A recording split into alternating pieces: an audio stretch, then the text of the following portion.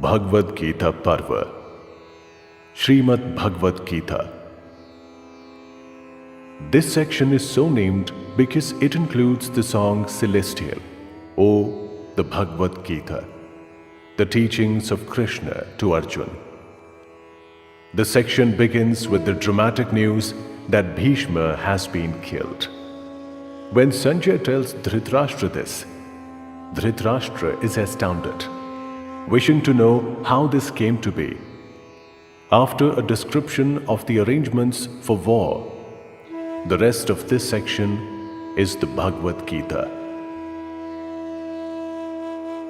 Srimad Bhagavad Gita, Chapter 1.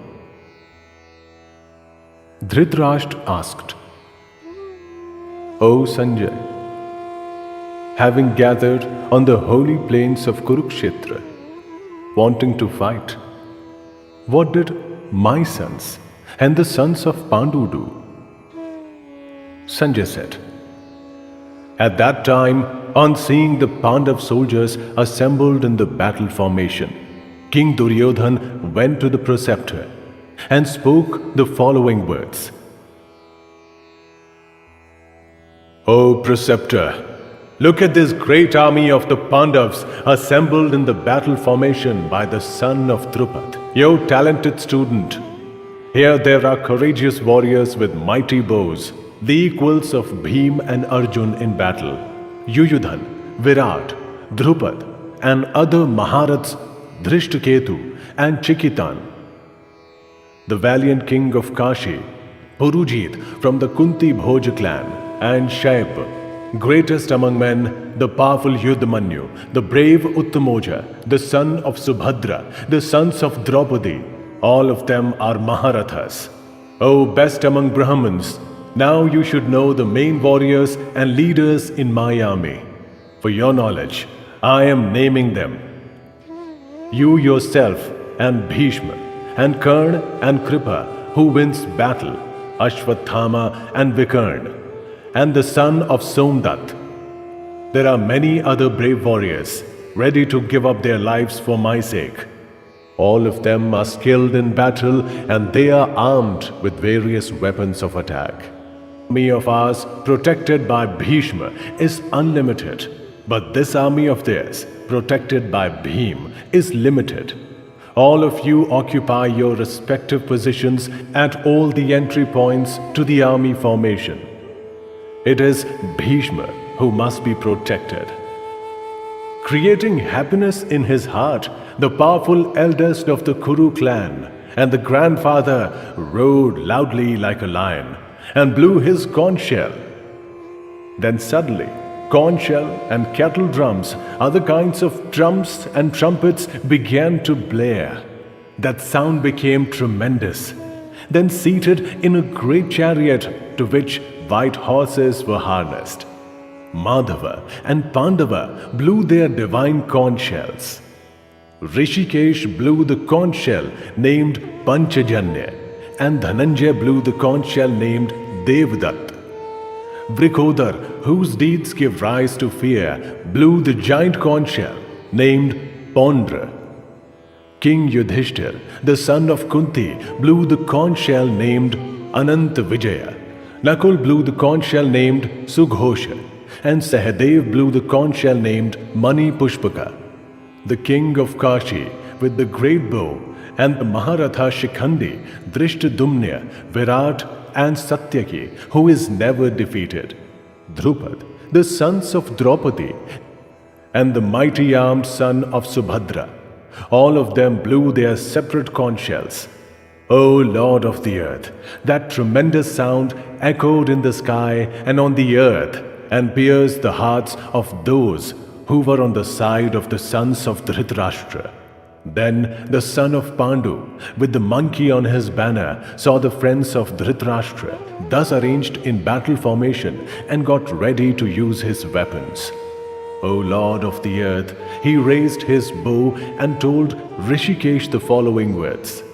O Achyut, place my chariot in between the two armies, while I look at those who are desirous of battle and are assembled here. Let me see with whom I will have to fight in this war-related business.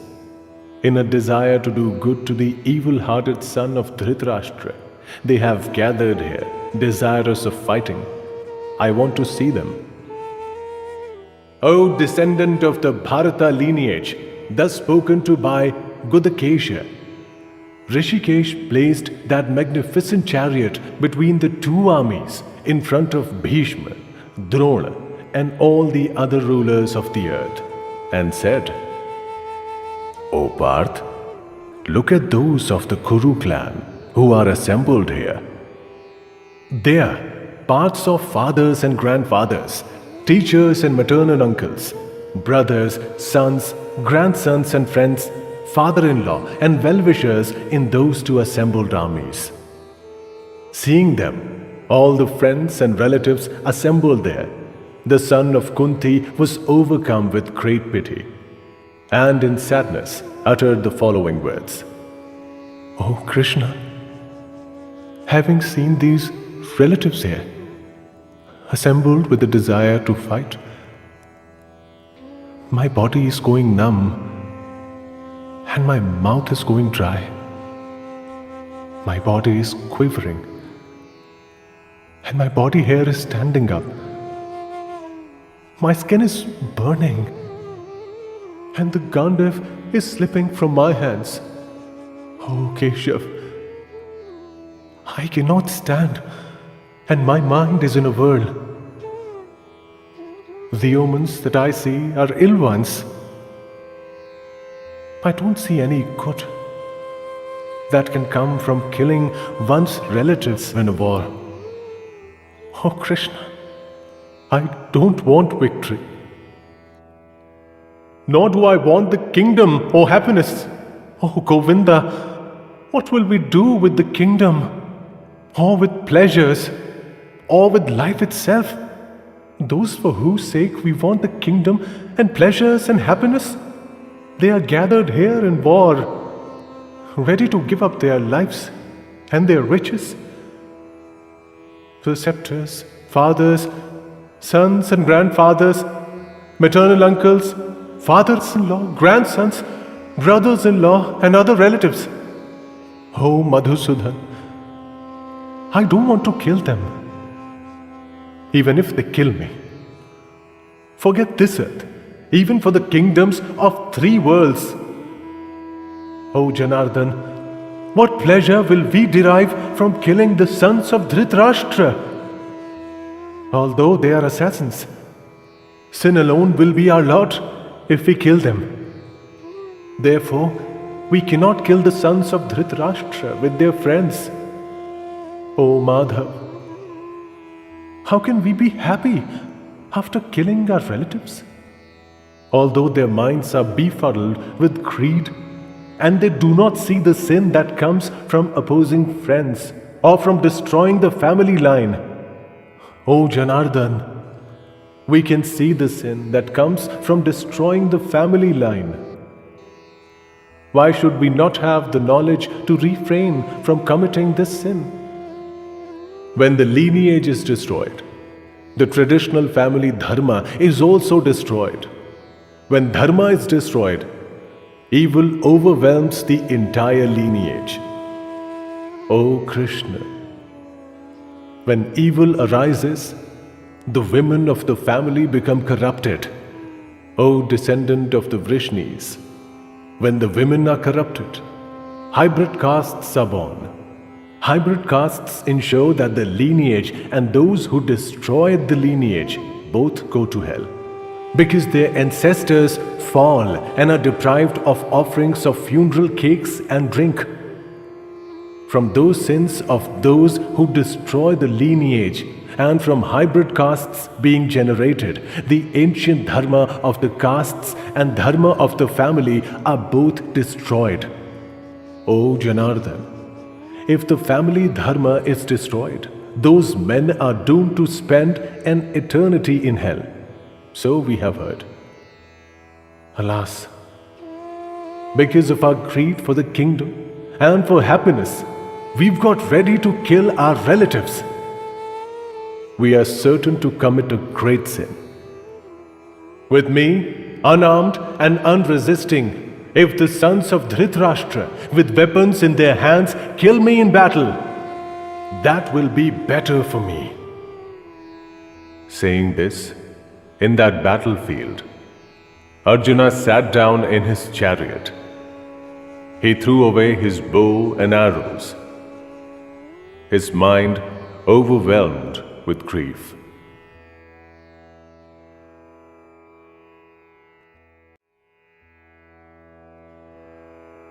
Srimad Bhagavad Gita, Chapter 2.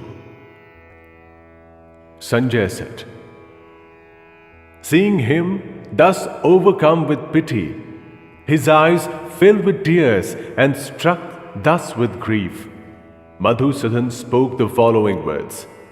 The Lord said, "O Arjun, from where, when we have this emergency, has this kind of weakness overcome you?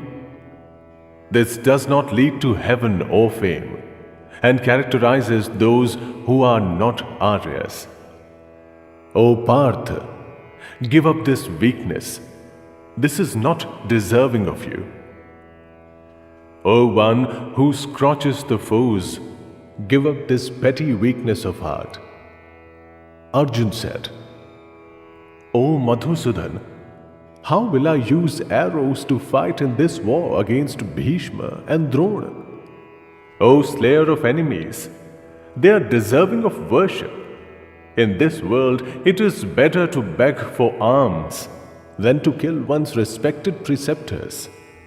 If I kill my elders, the wealth and other objects of desire that I enjoy will be drenched in their blood. I don't know which is better for us. They defeat us or we defeat them. The sons of Dhritarashtra are in front of me. Those are the people we don't want to kill in order to live. My normal nature has been overtaken by a sense of helplessness, confused about what is dharma. I am asking you, tell me that which is decidedly best for me. I am your disciple. I have sought refuge in you. Instruct me.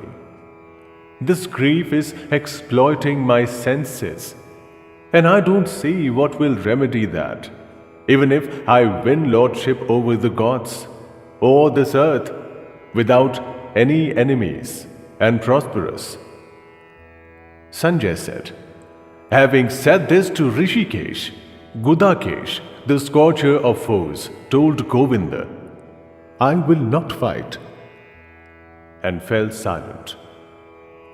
O descendant of the Bharata lineage, to the person who was immersed in grief between the two armies, as if with a smile, Rishikesh spoke the following words. The Lord said, "You speak as if you are wise, but you are grieving over those that one should not sorrow over. The wise don't sorrow over those who are dead or those who are alive. It is not the case that I or you or these kings did not exist before this, nor it is the case that we won't exist in the future. All of us will be there. The soul passes through childhood, youth, and age in this body, and likewise attains another body.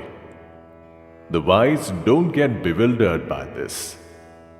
O Kantya, because of contact between senses and objects, feelings of warmth and cold, pleasure and pain result. But these are temporary and are created and disappear. O descendant of the Bharata lineage, therefore tolerate these. O best among men, the wise person who is not affected by these, and who looks upon happiness and unhappiness equally, attains the right to immortality. That which is untrue doesn't have an existence. That which is true has no destruction. But those who know the truth realize the ends of both these. But know that which pervades all of this is never destroyed. No one can destroy that which is without change. It has been said that all these bodies inhabited by the soul are capable of destruction. But the soul is eternal, incapable of destruction and incapable of being established through proof. Therefore, O descendant of the Bharata lineage, fight. He who knows this as a slayer, and he who thinks of this as something that is slain, both of them do not know. This is not a slayer, nor can it be slain. This is never born, nor does it ever die. This does not come into existence because it has been born. This has no birth. It is eternal and without destruction. It has no end. When the body is killed, this is not killed. O Partha, he who knows this to be without destruction, eternal, without birth and incapable of change, how can that person cause anyone to be slain?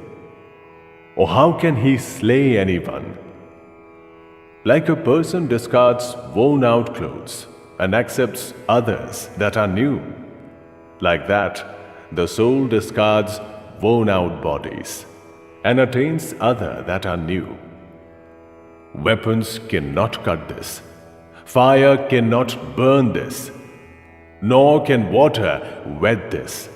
And the wind cannot dry this. This cannot be cut. This cannot be burnt. This cannot be wetted. And this cannot be dried. This is eternal and is everywhere. This is stable and does not move. This has no beginning.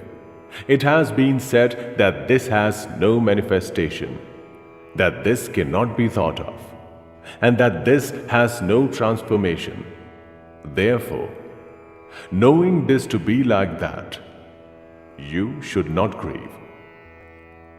O mighty armed warrior, but if you think this to be subject to continual birth and continual death, even then you should not grieve for this, because death is inevitable for anyone who is born, and birth is inevitable for anyone who is dead. Therefore, because this is inevitable, you should not grieve. O descendant of the Bharata lineage, beings are not manifest in the beginning. They are manifest in the middle and are not manifest again after death. What is there to sorrow over? Some people see this as a wonder. Like that, some others speak of this as a wonder. And some others hear of this as a wonder. But having heard, they are unable to understand this. O descendant of the Bharata lineage, in everyone's body, the Atma is indestructible. Therefore, you should not mourn about any being. Also, considering your natural dharma, you should not waver, because there is nothing better for a Kshatriya than a war, fought for the sake of dharma. O Partha, this war has arrived on its own, like an open door to heaven. Happy are the Kshatriyas who obtain a war like this. But if you do not take part in this war, in the cause of dharma, then you will forsake your natural dharma and fame, and sin will occur to you. And all people will forever talk about your ill fame. For someone who is honored, dishonor is worse than death. These great warriors will think that you have withdrawn from the war because of your fear, and those who have so far respected you will lighten their opinion of you. Your enemies will say many things that should not be said, and will criticize your prowess. Is anything more painful than that? If you are slain, you will attain heaven. If you win, you will enjoy the earth. O Kauntya, therefore, arise, deciding certainly to fight. Therefore, get ready to fight, looking upon happiness and unhappiness, gain and loss, and victory and defeat equally. And sin will not touch you.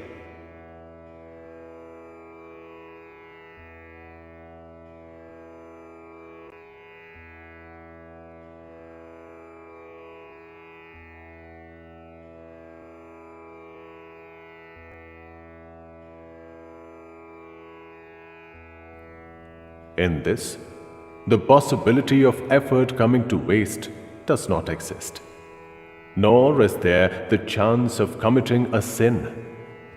Even a little bit of this dharma protects from great fear. O descendant of the Kuru lineage, this certain knowledge is unwavering. But for those who cannot focus, their wisdom is many-branched and like the infinite. O Parth, those who are ignorant say these flowery words, praising the Vedas and claiming there is nothing else. They are addicted to desire. Think of heaven as the supreme objective and are enamored of the fruits of birth and action. They praise many rites and rituals that lead to pleasure and wealth. They are addicted to pleasure and wealth, and because of those words, their minds are deluded. They cannot focus on one object, the intellect that allows one to discriminate. The Vedas deal with the three gunas. O Arjun, rise above the three guns. Without doubt, always resort to sattva. Do not be bothered about that what is yet to be attained, or preserving what has already been attained. Realize the Atma. Whatever purpose is achieved by many small bodies of water is also achieved by one large body of water. Like that, whatever all the Vedas achieve is achieved by a person who knows the Brahman. You have the right to action alone. You never have the right to the fruit. Do not be motivated to act because of the fruit. But don't be motivated to not acting either. O Dhananjay, perform action by resorting to yoga. Give up attachment. Look upon success and failure equally. This equal attitude is known as yoga. O Dhananjay, action is far inferior to the yoga of wisdom. Seek refuge in this wisdom. Pitiable are those who crave after the fruit. He who has this wisdom discards good action and evil action in this life itself. Therefore, use yoga in what you do. Yoga is the skill of action. The learned who have this wisdom abandon the fruit of action and are freed from the fetters of birth. They certainly attain that place which is bereft of all blemishes. When your intellect transcends this maze of delusion, then you will attain indifference between that which has already been heard and that which is yet to be heard. Your mind is distracted at what you have heard. But when your intellect is unwavering and focused on samadhi, then you will attain yoga. Arjuna asked, O Keshav, what are the signs of a person who has attained samadhi and whose intellect doesn't waver? How does he speak? How does he sit? And how does he walk? The Lord said, O Parth, A person is said to be unwavering in intellect when he banishes all desires from his mind. He is content within his own Atma. He is not disturbed by unhappiness, and he is beyond desiring happiness. He has overcome attachment, fear, and anger, and he is known as a sage who is unwavering in his intellect.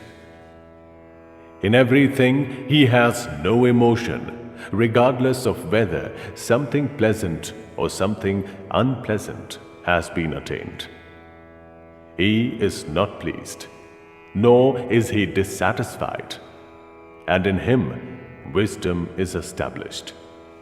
Like a tortoise withdraws its limbs, such a person withdraws his senses in every way from sensual objects. In him is wisdom established.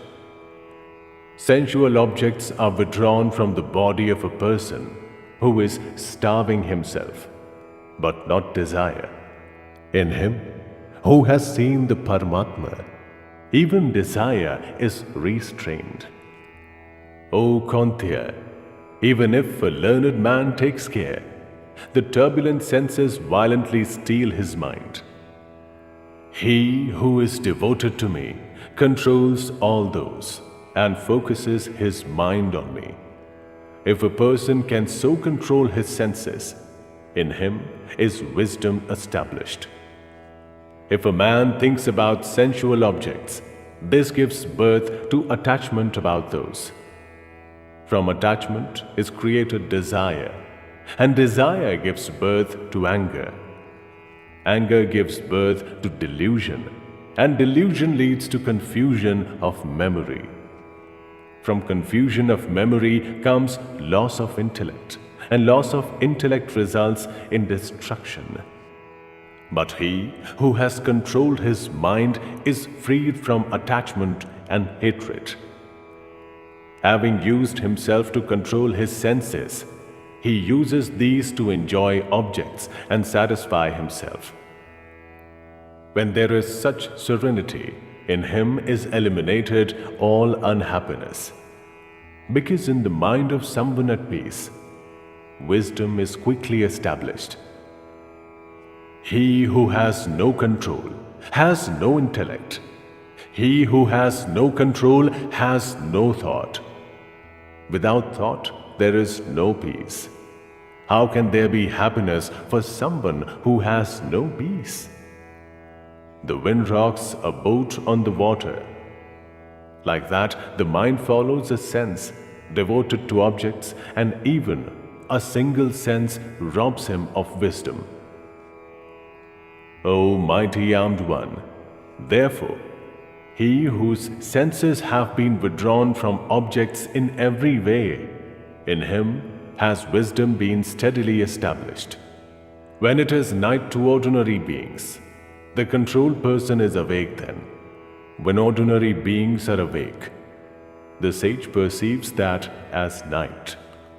Just as the waters enter an ocean and leave the full ocean undisturbed, like that all sensual objects enter that person but leave him at peace. Unlike those attached to desire, a man who gives up all desire and exists without longing, without ego, or without a sense of ownership, he attains peace. O Parth, this is the state of being established in the Brahman. If one attains this, one is not deluded. Even at the end, established in this state, one attains union with the Brahman.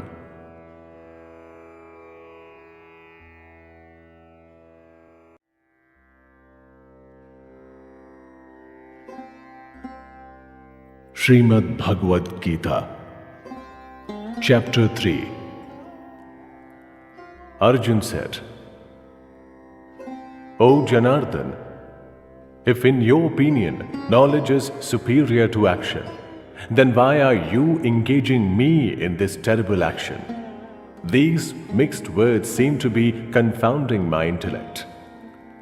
Tell me definitely that one thing that is best for me. The Lord said, O pure of heart, I have said it before that in this world there are two paths. There is Jnana Yoga for those who follow Sankhya, and there is Karma Yoga for yogis. Without performing action, man is not freed from the bondage of action, and resorting to sannyasa does not result in liberation. No one can ever exist, even for a short while, without performing action. Because the qualities of nature force everyone to perform action. The ignorant person who exists by controlling his organs of action, while his mind remembers the senses, is said to be deluded and is a hypocrite. O Arjuna, but he who restrains the senses through his mind and starts the yoga of action with the organs of action, while remaining unattached, he is superior. Therefore, do the prescribed action, because action is superior to not performing action. And without action, even survival of the body is not possible. O Kantya, all action other than that for sacrifices shackles people to the bondage of action. Therefore, do action for that purpose without attachment. Earlier, Prajapati created beings accompanied by a sacrifice and said with this, May you increase and may this grant you all objects you desire. Through this, cherish the gods and those gods will cherish you. By cherishing each other, you will obtain that which is most desired. Because cherished by the sacrifice, the gods will give you all desired objects. He who enjoys these without giving them their share is certainly a thief. Righteous people who enjoy the leftovers of sacrifices are freed from all sins. But those sinners who cook only for themselves live on sin. Beings are created from food, and food is created from rain clouds. Rain clouds are created from sacrifices, and sacrifices are created from action. Know that action is created from the Vedas, and the Vedas are created from the Brahman. Therefore, the omnipresent Brahman is always present in sacrifices. In this way, the cycle goes on, and he who does not follow this is addicted to his senses and lives a sinner's life. O Parth, he lives in vain. But the man who takes pleasure in the Atma is content with the Atma and is satiated with the Atma, has no duties. In this world, he has no need for action, nor anything to lose from inaction. He doesn't need the refuge of any being for anything. Therefore, be unattached and always perform prescribed action. Because a man who performs action when unattached attains the highest liberation. Janak and others attained liberation through action. One should perform action with an eye to preserving the worlds. Whatever a great man does, ordinary people also do that. Whatever he accepts as duty, others also follow that.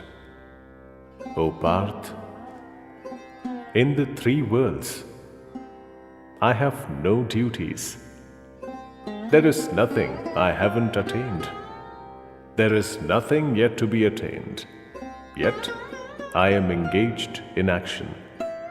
O Parth, if I ever relax and stop performing action, then men will follow my path in every way. If I don't perform action, then all these worlds will be destroyed. I will be the Lord of hybrids and responsible for the destruction of these beings. O descendant of the Bharata lineage, ignorant people perform action by being attached to that action, but the wise perform similar action unattached for the welfare and preservation of the worlds. The wise will not befuddle the minds of the ignorant who are attached to action. Being knowledgeable, they will themselves perform all action and keep them engaged. All action is completed in every way through the qualities of nature. He who is deluded by the ego thinks that he is the doer. O mighty armed one, but he won't truly knows the division of the qualities and different types of action, knows that the quality manifests themselves in senses and does not get attached. Those who are deluded by nature's qualities are attached to action by senses and organs. The omniscient should not disturb those ignorant and misguided people. Focusing your mind on the Supreme Being, vest all action in me. Be without desire, without ownership, and without fever and fight. People who faithfully and without finding fault always follow this view of mine, they too are freed from the bondage of action. But know that those who in an attempt to find fault don't follow this view of mine, they have no sense, and all their knowledge will be deluded and destroyed. Even a wise person acts according to his own nature. Nature drives all beings. Why should one use restraint? For each sense in its respective area, attachment and aversion are certain. But don't be overcome by those. They are obstacles. One's own dharma, even if followed imperfectly, is superior to someone else's dharma, even if followed perfectly. It is better to be slain while following one's own dharma. Someone else's dharma is tinged with fear. Arjun said, O descendant of the Vrishni lineage, by whom are these men compelled? Despite being unwilling, it is almost as if they are forced into evil action. The Lord said, This is desire. This is anger. These are born from the Rajas quality. These are insatiable and great sins. Here, know them to be enemies. Like smoke covers the fire, dust covers the mirror, like the womb covers the fetus. In that way, this is covered by that. O Kaunteya, this is the perennial enemy of the wise. Knowledge is covered by this desire that is insatiable like the fire. All senses, the mind and intellect are its seat. This uses these to veil knowledge and delude beings. O bull among the Bharata lineage, therefore, you should first control your senses. Destroy this. That is like sin, and is the destroyer of knowledge. It is said that senses are superior. The mind is superior to the senses. Intellect is superior to the mind. That is superior to intellect. O mighty armed one, in this way, use intellect to realize that which is superior to the intellect. Use your inner strength to calm the Atma and destroy the enemy that is difficult to defeat in the form of desire.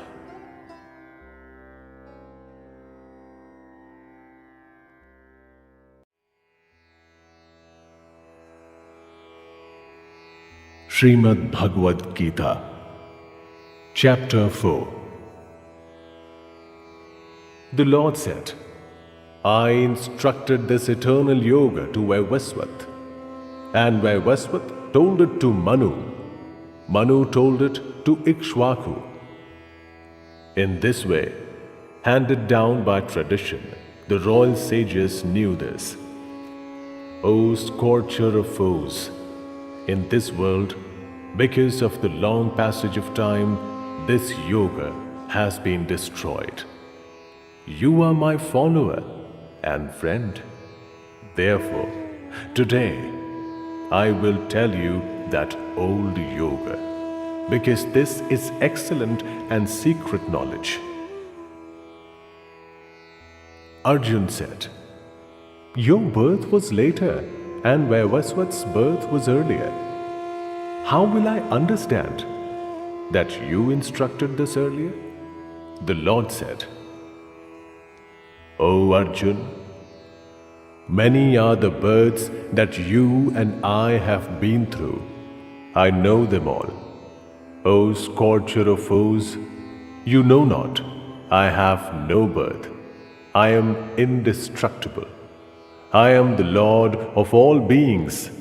But even then, though existing in my own nature, I come into existence through my own resolution. O descendant of the Bharata lineage, whenever dharma goes into a decline and adharma is on the ascendance, then I create myself to protect the righteous and to destroy the sinners, and to establish dharma. I manifest myself from yuga to yuga. O Arjun, he who thus knows the nature of my divine birth and action, he is not born again when he dies, but attains me.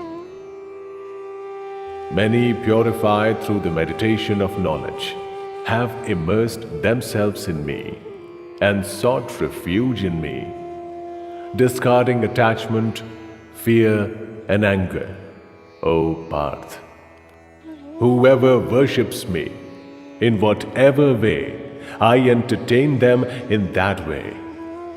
Everywhere, men follow along my path. In this world, people who desire success in their action worship gods. Because in the world of men, success through action occurs quickly. In accordance with gunas and action, the four varnas were created by me. But despite being the creator of these, know me to be constant and not the agent. Actions do not touch me, nor do I desire the fruits of action. He who knows me in this fashion is not tied down by action. Knowing this, those who sought liberation in the past performed action. Therefore, you perform action alone, the path followed by predecessors in earlier times. Even the wise are confused about what is action and what is inaction. Therefore, I will tell you what action is. Knowing this, you will be freed from evil. Action itself has to be understood, and prohibited action must also be understood. Inaction must also be understood, because the path of action is difficult to comprehend. He who perceives inaction in action and perceives action in inaction, he is wise among men, has yoga and has the right to all action. He whose efforts are always devoid of desire for fruit and ego. He whose actions have been burnt by the fire of knowledge. The learned call him wise. He who has given up attachment to action, and its fruit is always content and without refuge. Even when he is immersed in action, he does nothing. Without attachment, controlled in mind and senses, having discarded all ownership, and performing action only through the body, he does not attain the bondage of sin.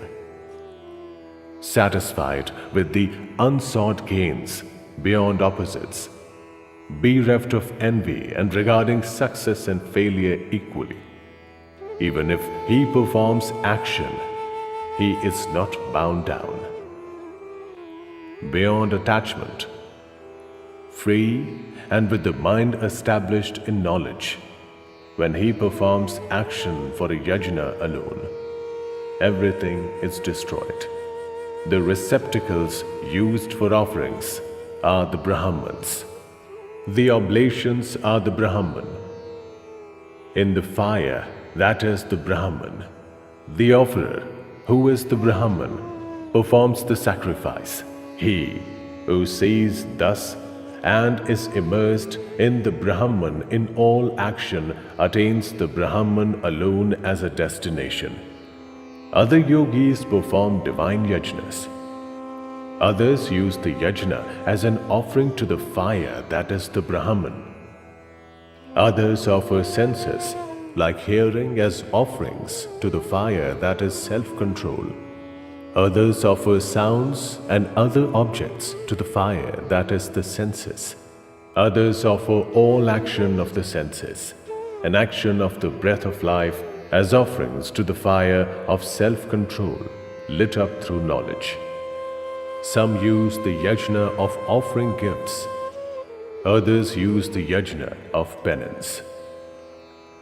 Some use the yajna of yoga, and still others, firm in their resolve and careful, use the yajna of knowledge. Others offer the prana breath in the apana breath, and the apana breath in the prana breath. Others restrain the flow of prana and apana breath and practice pranayama. Others control their food and offer the senses to the breath of life. All these, learned in the yajnas, become sinless through yajnas. The leftovers of sacrifices are like amrit, and those who partake of these attain the eternal Brahman. O best of the Kuru lineage, those who don't perform yajnas have no existence in this world. Forget other worlds. Many yajnas of this type are prescribed in the Brahman's mouth. Know them all to be the outcome of action. Knowing this, you will attain liberation.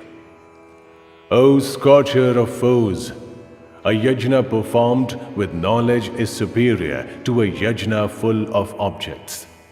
O Parth, all actions and their fruit end in knowledge. Attain that knowledge by prostrating, questioning, and serving. The wise, those who are versed with the truth, will instruct you in wisdom. O Pandav, knowing that, you will never fall prey to this kind of delusion again. Through this, you will see all the beings in your Atma, and then in me. Even if you are a greater sinner than all the other sinners, you will cross all oceans of sin with the boat of knowledge alone. O Arjun, like a raging fire burns to ashes pieces of wood, like that the fire of knowledge burns all action to ashes. In this world, there is nothing as pure as knowledge. With the passage of time, he who is accomplished in yoga himself attains that within his heart. knowledge is attained by the faithful, the unwavering, and those who control their senses. Having attained knowledge, they quickly achieve supreme peace. The ignorant, the faithless, and the doubting are destroyed. For the doubting person, this world, other worlds, and happiness don't exist. O Dhananjay, he who has offered up all action through yoga, and he who has used knowledge to slice away doubt, actions cannot bind such a person who is focused on the Atman. O descendant of the Bharata lineage, therefore, use the sword of knowledge to slice away this doubt in your heart, resulting from your own ignorance. Follow yoga. Arise.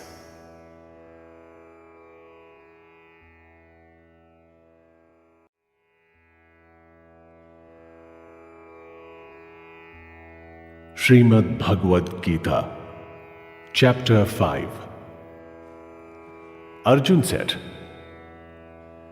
O Krishna, you are asking me to give up all action, and you are also asking me to practice yoga. Between these two, tell me decidedly which one is better. The Lord said, renunciation and action both lead to liberation. But of these two, Karma Yoga is superior to renunciation of action.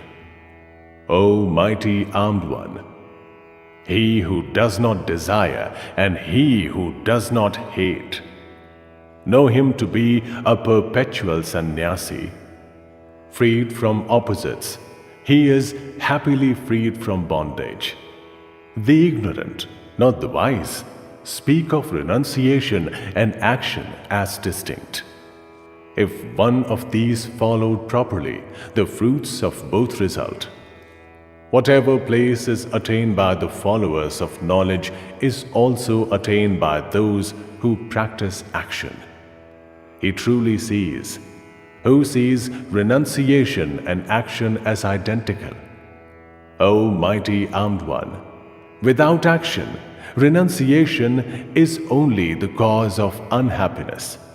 The sage who uses yoga attains the Brahman quickly. He who practices yoga, he who is pure of heart, he who has controlled his body, he who has controlled his senses, he who sees his own Atma in the Atma of all beings, he is not tied down, even if he performs action. The wise who follow yoga know that they are not doing anything, even when they see, hear, touch, smell, eat, go, dream, and breathe, speak, discard, accept, open, and close. They think of the senses circulating among the senses. He who establishes himself in the Brahman and giving up attachment, performs action, is not touched by sin, like water on the leaf of a lotus. To purify their hearts, yogis give up attachments and perform action only with their bodies, minds, intellect, and senses attached to yoga and discarding attachment to fruits of action. They attain perpetual peace. Those who do not follow yoga and are attached to fruits because of desire remain in bondage. Discarding all action through his mind, the person who controls his body, the city with the 9 gates, remains in happiness. He doesn't do anything himself, nor does he cause anyone to do anything. The Atma doesn't create ownership in the body nor action, nor does it create a relation with the fruits of action. Nature acts. The omnipresent Lord doesn't accept the sins or the good deeds of anybody. Knowledge is shrouded in ignorance. That is why beings are deluded. But in those in whom that ignorance has been destroyed by the knowledge of the Atma, in them that knowledge expresses the great truth, like the sun. Those whose intellect is focused on that, egos are focused on that, devotion is focused on that, and adherence is focused on that. Those in whom sins have been destroyed through knowledge, those beings are not reborn. The wise look equally upon a Brahman who is learned and humble, a cow, an elephant, a dog, and an outcast. Those whose minds are established in equality overcome the earth in this world, because the Brahman is equal and without fault. Therefore, they remain established in the Brahman. Established in the Brahman, such a person, learned in the Brahman, is poised in intellect and without delusion, not delighted at receiving something pleasant, or agitated at receiving something unpleasant, unattached to external objects. His mind focused on the Brahman, he obtains the happiness that rests in the Atma. He enjoys eternal bliss. Pleasures from touch have a beginning and an end, and are the reason for unhappiness.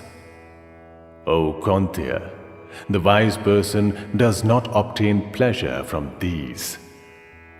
In this, before giving up the body, he who can tolerate the forces of desire and anger is a yogi, and such a man is happy. He whose happiness is inside, he whose pleasure is inside, and he whose light is inside, that yogi alone has realized the Brahman and obtains liberation in the Brahman. Those who are without sin, without doubt, controlled in mind and engaged in the welfare of all beings, such rishis attain liberation in the Brahman, freed from desire and anger, controlled in mind and knowing the Atma. Such sages attain liberation in the Brahman all around them, banishing external objects of touch from the mind, focusing the eyes between the two eyebrows, controlling the prana and apana breath equally within the nose, poised in the senses, mind and intellect, beyond desire, fear and anger, wishing liberation. Such a sage is always free. Knowing me to be the enjoyer of all yajnas and penance, the Lord of all the worlds and the well-wisher of all beings, attains peace.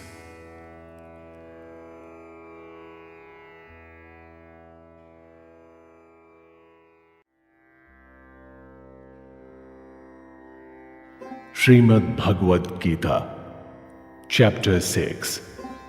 The Lord said, "An ascetic and a yogi is he who performs prescribed action without attachment to the fruits of the action, not someone who gives up sacrifices and action. O descendant of the Pandu lineage, what is known as asceticism, know that to be yoga. Because without giving up desire, no one can become a yogi. For a sage desirous of ascending to yoga, action is said to be the means. For a person who has ascended to yoga, tranquility is said to be the means. When a person who gives up desire loses addiction to sensual outcomes and is also not attached to action, then he is said to have ascended to yoga. Use the Atma to raise the Atma. Do not lower the Atma. The Atma is the Atma's friend, and the Atma is the Atma's enemy. The Atma which has been used to conquer the Atma, is the Atma's friend. For someone who has failed to control the Atma harms like an enemy. For someone who has controlled the Atma and is tranquil, the Paramatma is undisturbed with cold, warmth, happiness, unhappiness, and respect and disrespect. He whose Atma is satiated with knowledge, who is undisturbed and has conquered his senses. And he who looks upon a lump of earth, stone, and gold equally is said to be yogi, who has achieved union. Equal in treatment towards well-wisher, colleague, enemy, neutral, arbiter, a hateful person, friend, and a righteous person or a sinner, he is superior. Seated in a secluded place, alone, controlled in mind and body, without desire, without receiving and giving, a yogi should always try to pacify his Atma. In a pure place that is not too high, not too low, he will place his seat, cloth, and hide on kushagras, there, focusing the intellect, controlling the action of the mind and the senses. Seated on that seat, he will practice yoga to purify the Atma. Still, body, head, and neck erect and unmoving, gazing at the tip of one's nose and not looking in any other direction. Tranquil in the Atma, without fear, established in the right of Brahmacharya, controlling the mind and uniting the intellect with me. Immerse yourself in me. In this way, the yogi will always pacify the Atma and be unwavering in his mind and established in me, will attain supreme and peaceful liberation.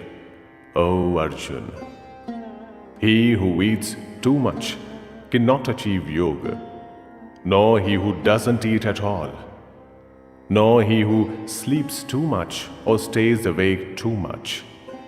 He who is measured in food and movement, measured in effort towards action, measured in sleep and awakening, for him, yoga destroys unhappiness.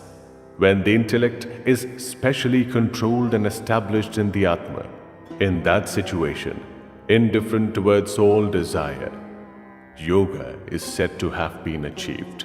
For a yogi, whose intellect is controlled and the Atma is united, know the smile to be a lamp that doesn't flicker in a place where there is no wind. When the mind is controlled and rendered inactive through the practice of yoga, when the Atma sees the Atma in the Atma and is satiated, when he feels the extreme bliss that is beyond the senses and realized through the intellect, undisturbed from truth, obtaining that, not thinking other gains to be superior to this, established in that, not disturbed even by great unhappiness. Know this, without any contact with unhappiness, to be yoga.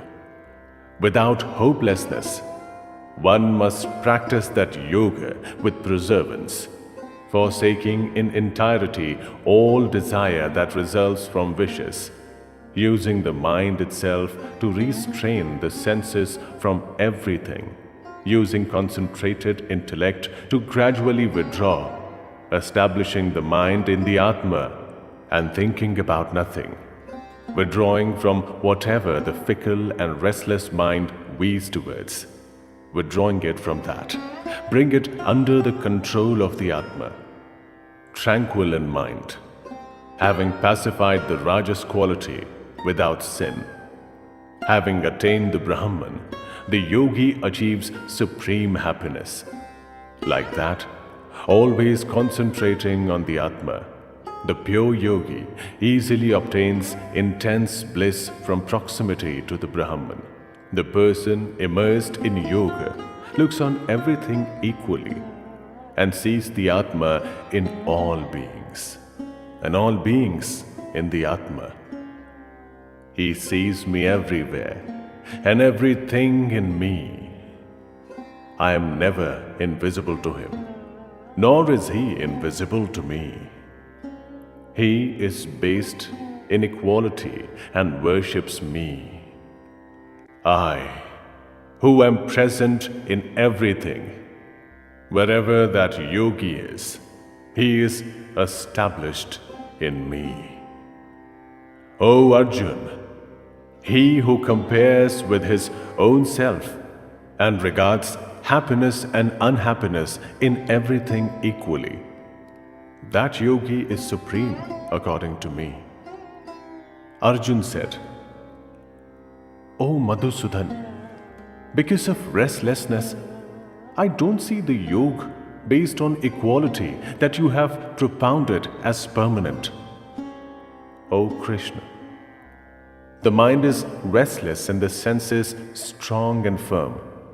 Therefore, I think restraining it is as difficult as the wind.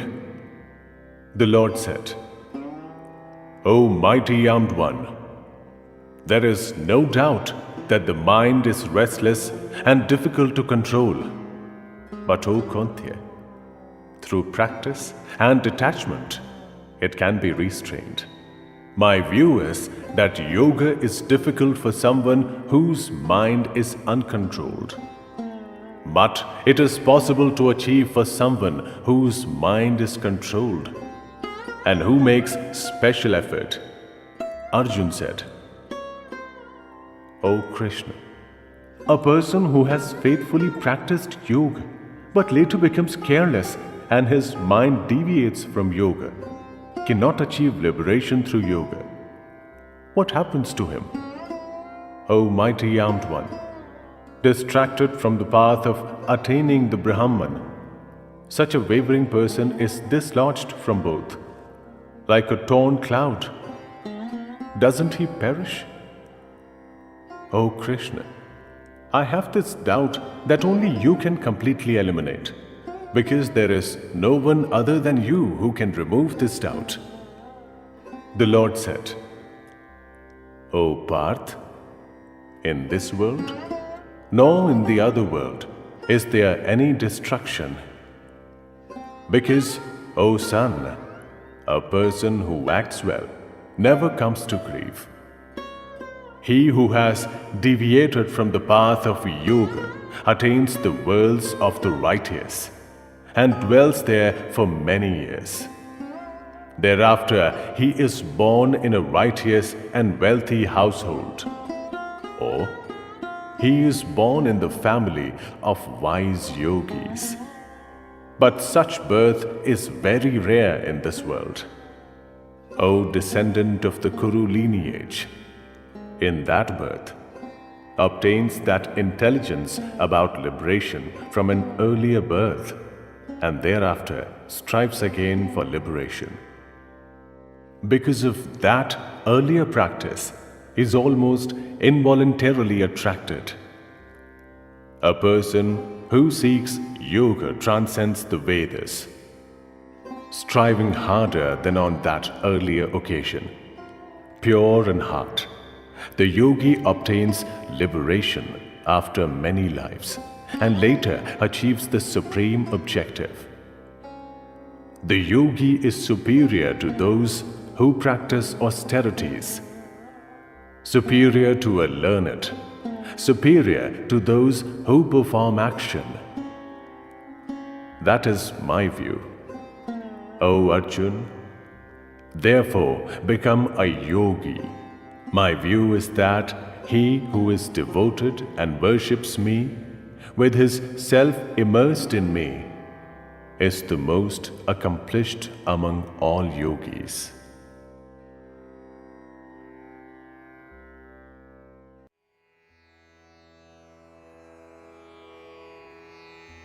Srimad Bhagavad Gita, Chapter 7. The Lord said, O Parth, listen to how you will know without any doubt the complete truth about me. Mind attached to me, seeking refuge in me, and immersed in yoga.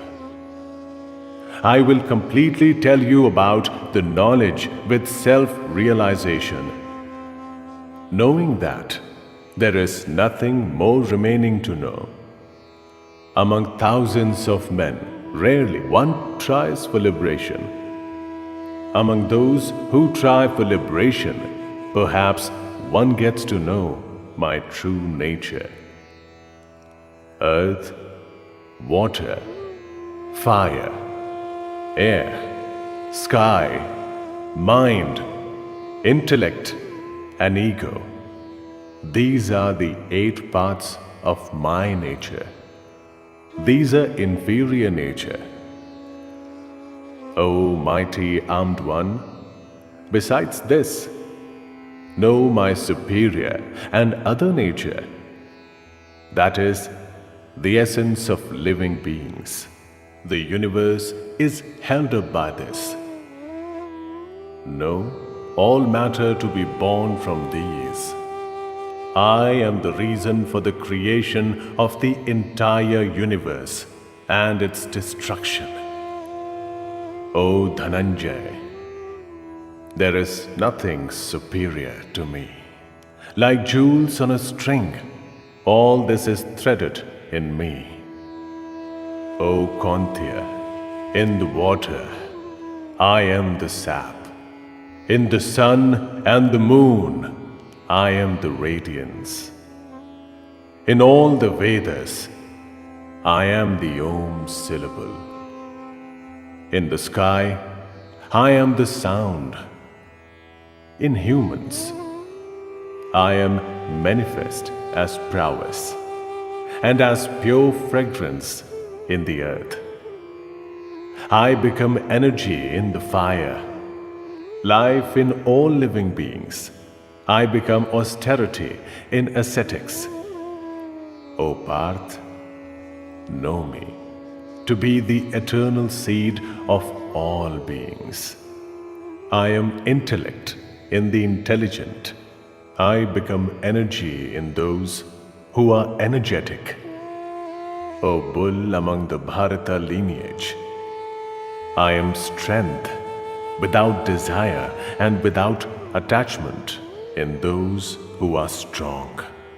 In all living beings, I become desire that is sanctioned by dharma, and know all the 3 conditions with Sattva, Raja, and Tama predominating to be derived from me.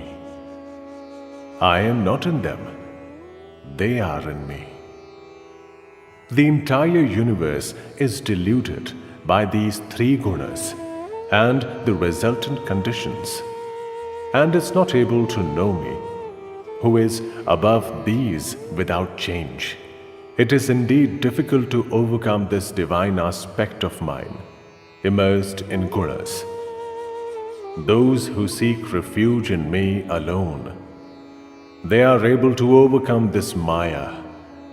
The evildoers, ignorant and worst among men, lose their knowledge because of Maya and resort to demonic states. They do not worship me. O bull among the Bharata lineage, O Arjun, there are 4 types of people, pure of heart, who worship me. Those who are suffering, those who want satisfaction, those who want self-knowledge, and those who know. Of these, those who know always united and worshipping only one are the best.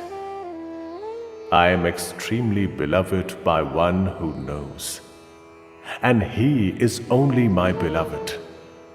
All these are righteous. But the man who knows is like my Atma. That is my view. Therefore, the united man who knows seeks refuge in me, the supreme of objectives.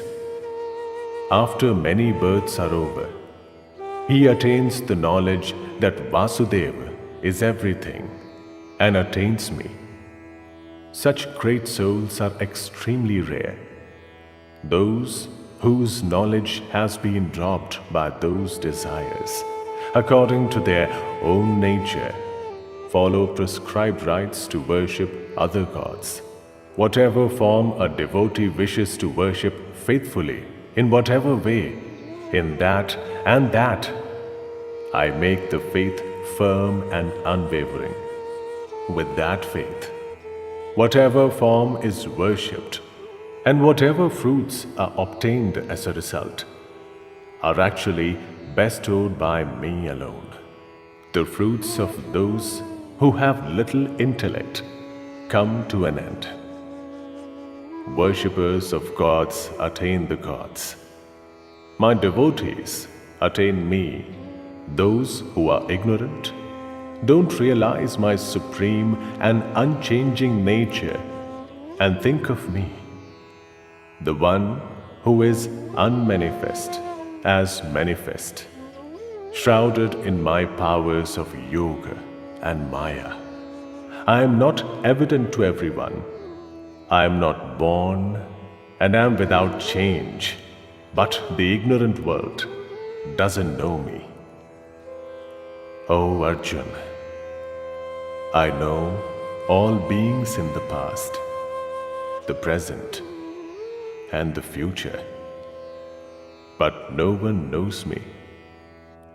O descendant of the Bharata lineage, O scorcher of foes, all beings are deluded at birth from opposite sensations, resulting from desire and aversion.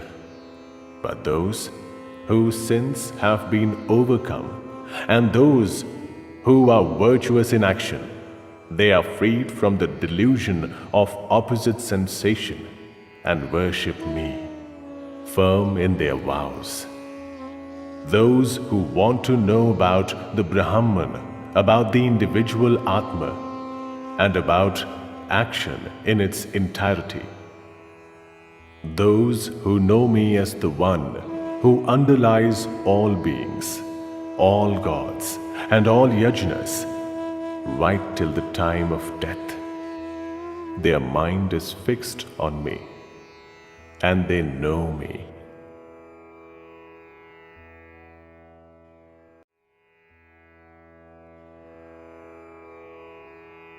Srimad Bhagavad Gita, Chapter 8.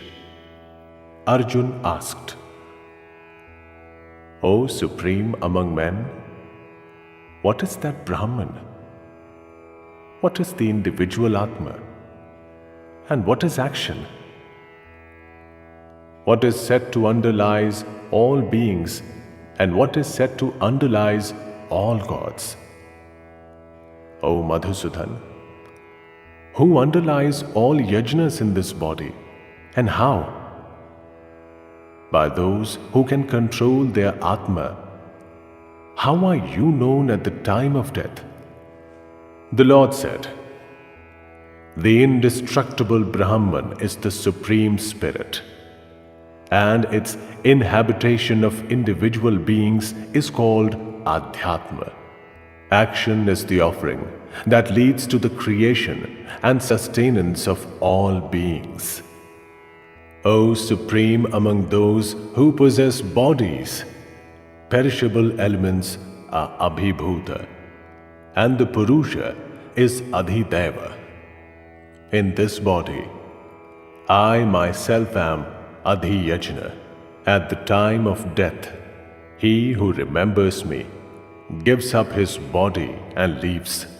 He attains my essence. There is no doubt about this, O Kantya. Whatever essence is remembered at the time of death, giving up the body, a person immersed in that essence is the essence that he attains. Therefore, always think of me and fight with mind and intellect offered to me. You will without doubt attain me alone. O Parth, united in the practice that is like yoga, without following anyone else, thinking of the divine supreme spirit with the mind, attains that. He who thinks of the omniscient without beginning, the control of everything, finer than the minutest, and the upholder of everything with a form that is beyond thought, self-resplendent like the sun and beyond darkness, at the time of death, with devotion, with the mind fixed, with the strength of yoga, used to hold the breath of life between the brows, he attains the resplendent Supreme Spirit. He is the one whom those who know the Vedas speak of as indestructible. He is the one into whom unattached yogis enter. He is the one to attain when brahmacharya is practiced. I will briefly tell you about reaching that goal of supreme liberation, using all the senses and organs to control the mind and restrain it in the heart, bearing the breath of life between the brows, establishing one's Atma in yoga, uttering the single syllable Om, that is the Brahman, and remembering me. He who gives up his body and leaves, he attains the goal of supreme liberation. O Parth, he who does not think of other things and remembers me every day and all the time, I am easily attainable to that yogi who is always focused. Great souls who attain me because they have achieved supreme liberation are freed from rebirth, which is transient, and the abode of sorrow. O Arjun, from all the worlds up to Brahmalok, beings have to return. But O Kauntya, there is no rebirth for those who have attained me. Those who know that 1,000 yugas are Brahma's day, and 1,000 yugas are Brahma's night, know the truth about day and night. When Brahma's day arrives, every manifest object is created from the unmanifest. When Brahma's night arrives, like that, everything dissolves into the unmanifest. These are the beings who are born again and destroyed when night arrives. O Parth, when day arrives, they are involuntarily created again. But superior to that unmanifest is the other supreme and eternal unmanifest being that is not destroyed when all beings are destroyed. What is spoken of as the unmanifest and undestructible? What is said to be the supreme liberation, attaining which beings do not have to return? That is my supreme abode.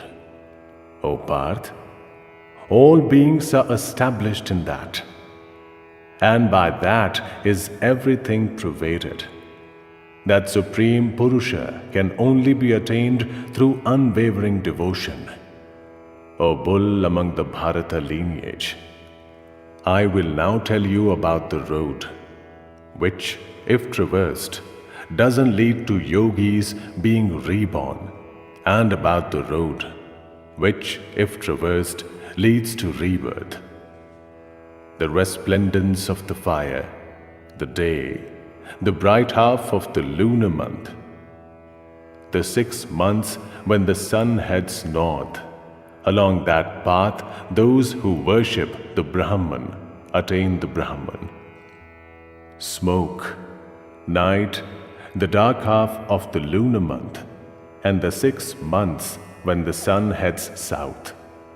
Along that path, the yogi attains the energy of the moon and returns again.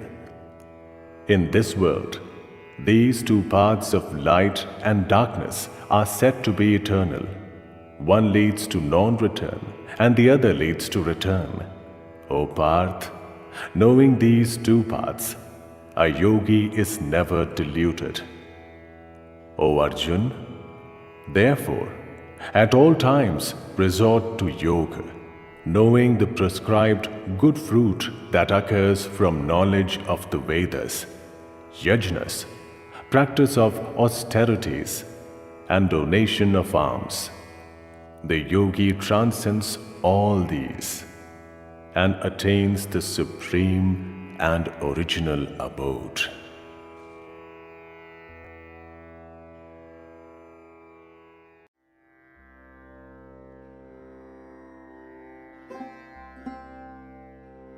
Srimad Bhagavad Gita, Chapter 9. The Lord said, "You are not a detractor. I will tell you this extremely secret knowledge with self-realization. Knowing this, you will be freed from all evil. This is extremely secret and the king of knowledge. It is the best, pure, leads to direct and eternal results, is sanctioned by dharma and is easy to practice. O scorcher of foes, people who show disrespect to this dharma don't attain me and traverse the path of death and this world. This entire universe is pervaded by me in my unmanifest form. All beings are established in me, but I am not established in them. Witness my divine yoga. Again, the beings are not established in me. My Atma holds up the beings and sustains the beings, but I am not established in the beings. Know that like the great wind, which goes everywhere and is always established in the sky, all beings are established in me. O Kauntya, at the time of destruction, all beings are dissolved in my nature, and at the time of creation, I create them. I keep my nature under control and repeatedly create these many beings, helpless according to their own nature. O Dhananjay, but I am unattached to those acts and am established in indifference. Those acts cannot tie me down. O Kauntya, because of my lordship, nature gives birth to this universe with its movable and immovable objects. Because of this, universe is repeatedly created. The ignorant do not know my supreme nature as the great Lord of all beings.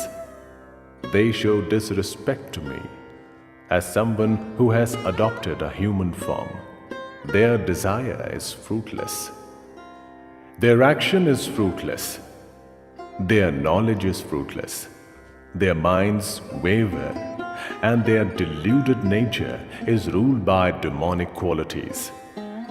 O Parth, but those great souls who seek refuge in divine qualities are unwavering in their minds and worship me, knowing me to be the indestructible origin of all beings.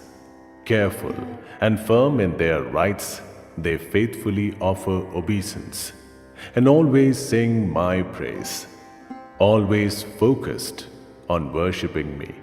Some worship me through the yajna, that is the path of knowledge. Some worship me as one, others as separate. I, who pervade the universe, am worshipped in many forms. I am Kratu. I am Yajna. I am Savatha. I am the herbs. I am the mantra. I indeed am the clarified butter. I am the fire. I am the offering. I am the father, mother, grandfather, and sustainer of this universe. I am all that is pure and is to be known. I am the Om syllable. I am also the Rig, Sam, and Yaju. I am the goal, the sustainer, the controller, the witness, the abode, the sanctuary, the well-doer, the creator, the destroyer, the preserver, the repository, and the indestructible seed. O Arjun, I provide heat. I attract the water and rain it down again. I am immortality and death. I am the eternal and the transient. Those who know the three arts worship me through yajnas, drink somras, and purified of sins, wish to attain heaven. They attain sanctified heaven, and in heaven enjoy the celestial objects enjoyed by the gods. Having enjoyed the greatness of heaven, when their good deeds are exhausted, they enter the mortal earth.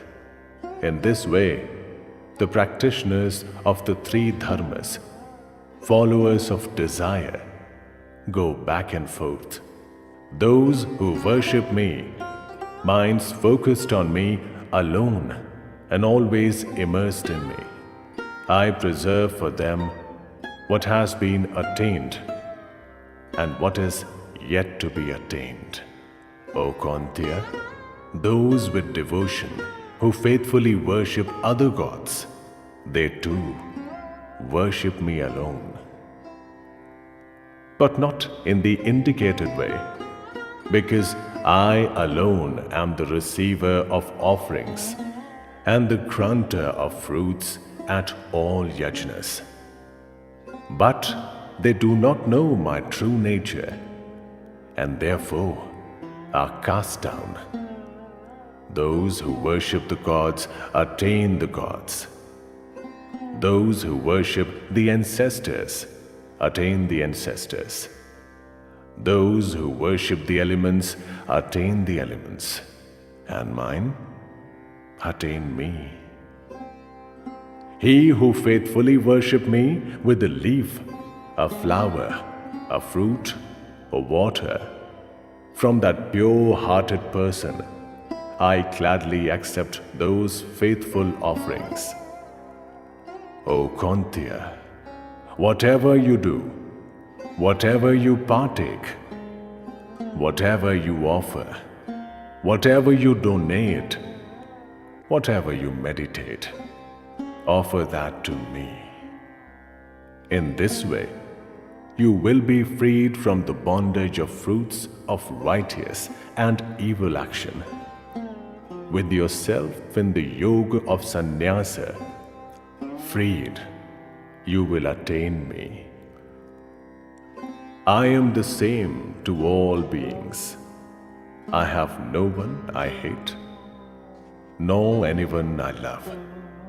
But those who worship me with devotion, they are established in me, and I am established in them. Even if the most evil of persons worship me single-mindedly, he should be thought of as a righteous person, because his resolve is correct. Swiftly, he becomes a righteous person and attains eternal peace.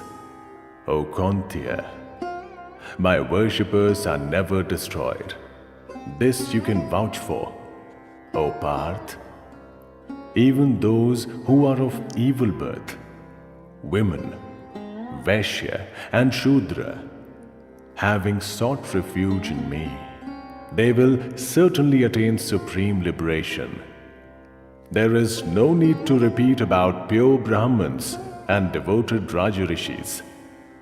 This earth is temporary and leads to unhappiness. Therefore, having attained, worship me. With mind immersed in me, become my devotee, my worshipper, and one who offers obedience to me. In this way, with your Atma united in me as the refuge, you will attain me alone.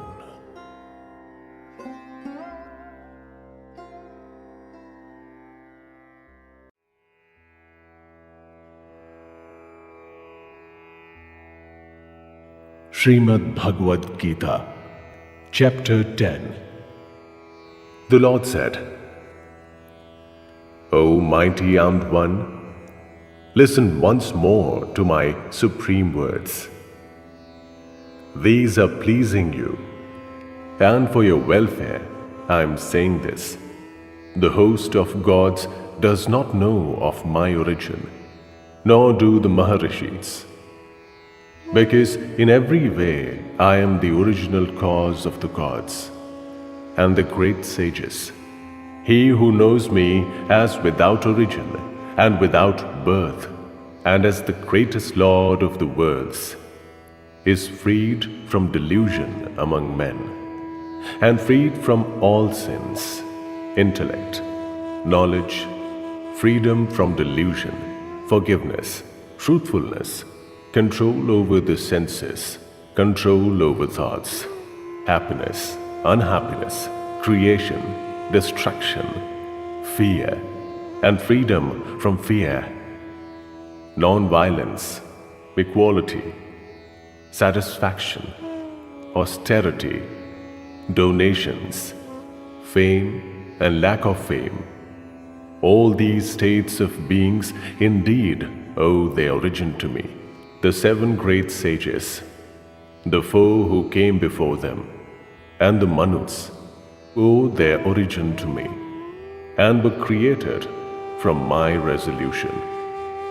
In this world, everything is descended from them. There is no doubt that he who truly knows my divine yoga is united with unwavering yoga. I am the origin of everything. From me is everything instituted. Knowing this, the wise, immersed in devotion, worship me, minds on me, lives in me, explaining my nature to each other and always conversing. They attain satisfaction and happiness. I provide that kind of yoga of intellect to those who are always immersed in me and lovingly worship me. Using that, they attain me with compassion towards them. I always established inside them as the bright lamp of knowledge, destroying the darkness born out of ignorance. Arjun said, You are the Supreme Brahman, the supreme abode and supreme sacredness. You are the eternal Purusha, self-resplendent, the predecessor of the gods. Without birth and omnipresent, all the sages and Devrishi Narad and Asit Deval and Vyas describe you thus. You have yourself has told me this. O Keshava, I accept all that you are telling me as true, because, O Lord, even the gods and the demons do not know your manifestations. O Supreme Being, O Creator of beings, O Lord of beings, O Lord of the gods, O Lord of the universe, you alone know your own self through your own self. Whatever divine powers you use to pervade these worlds, you alone are capable of relating to me in detail those self-resplendent divine powers. O Yogi, how can I always think of you and know you? O lustrous one, in what object can you be thought of by me? O Janardhan, tell me once again in detail about the power of your yoga, because hearing your immortal words, I am not satisfied. The Lord said, O foremost among the Kuru lineage, all right, I will tell you about my main divine manifestations, because there is no end to the detail of my powers. O Gudakesha, I am the Atma established in the heart of all beings. It is I who am the origin, the middle, and also the end of all beings. I am Vishnu among the Adityas. I am the radiant sun among the shining bodies. I am Marich among the Marut. I am the moon among the stars. I am the Samveda among the Vedas. Among the gods, I am Vasva. I am the mind among the senses. And in beings, I am the consciousness. I am Shankar among the Rudra. I am Kuber among the Yakshas and the Rakshas. I am fire among the Vasus. Among the mountains, I am Meru. O Parth, know me to be Brihaspati, foremost among the priests. Among generals, I am Skanda. Among water bodies, I am the ocean. Among great sages, I am Bhrigu. Among words, I am the single syllable. Among yajnas, I am Chap Yajna. Among immovable objects, I am the Himalayas. Among all trees, I am the fig tree. And among divine sages, I am Narad. Among Gandharvas, I am Chitrarat. And among those who have attained liberation, I am the sage Kapil. Among horses, know me to be Uchchaishrava, arising from the immortal nectar. Among great elephants, Airavat, and among men, the king. Among weapons, I am Vajra. Among cows, I become Kamadhenu. I become Kandarpa for procreation. And among snakes, I am Vasuki. Among serpents, I am Ananta. Among those who inhabit the water, I am Varuna. Among the ancestors, I am Aryam. Among those who control, I am Yam. Among demons, I am Prahlad. Among those who devour, I am Time.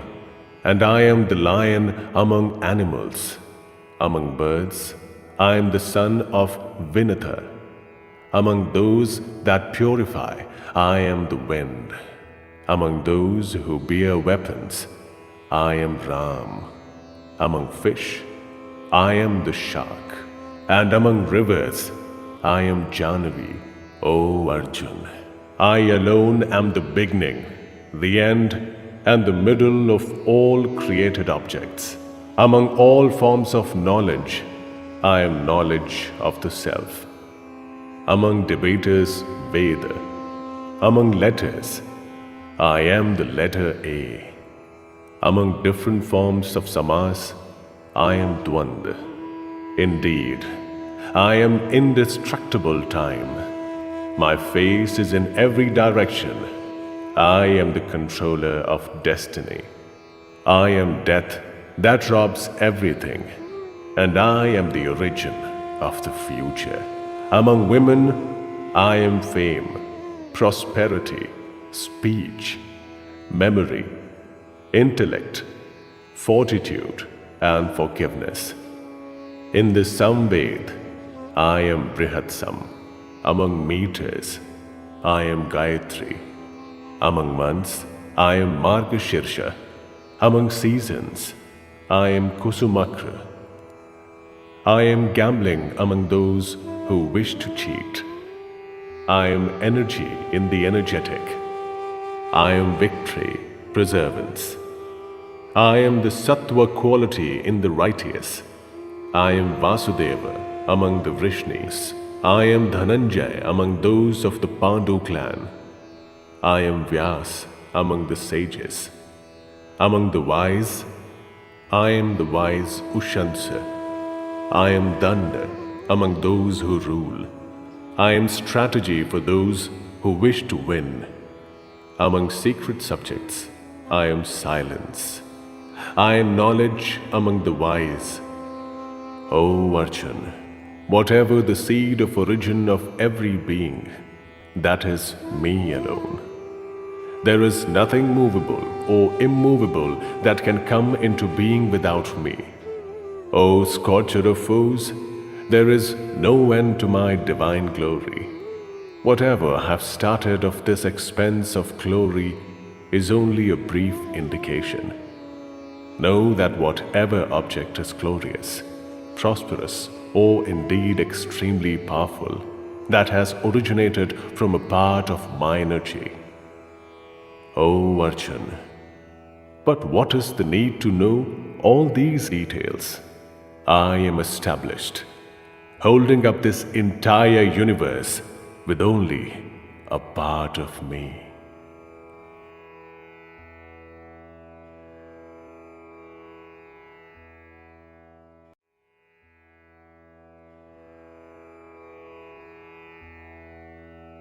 Srimad Bhagavad Gita, Chapter 11. Arjun said, "Out of compassion for me, the extremely secret Adhyatma knowledge that you have stated has destroyed this delusion of mine.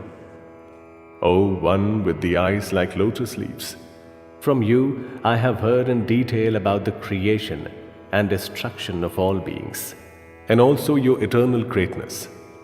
O Supreme Lord, what you have said about yourself is indeed like that. O Supreme Being, I wish to see your divine form. O Lord, if you think that I am worthy of seeing that, then, O Lord of Yoga, show me your indestructible self." The Lord said, "O Parth, behold my divine multi-dimensioned, multi-hued, multi-shaped, hundreds and thousands of forms. O descendant of the Bharata lineage, see the Adityas, the Vasus, the Rudras, the Ashwinis, and the Maruts. See the many wonderful things you have never seen before.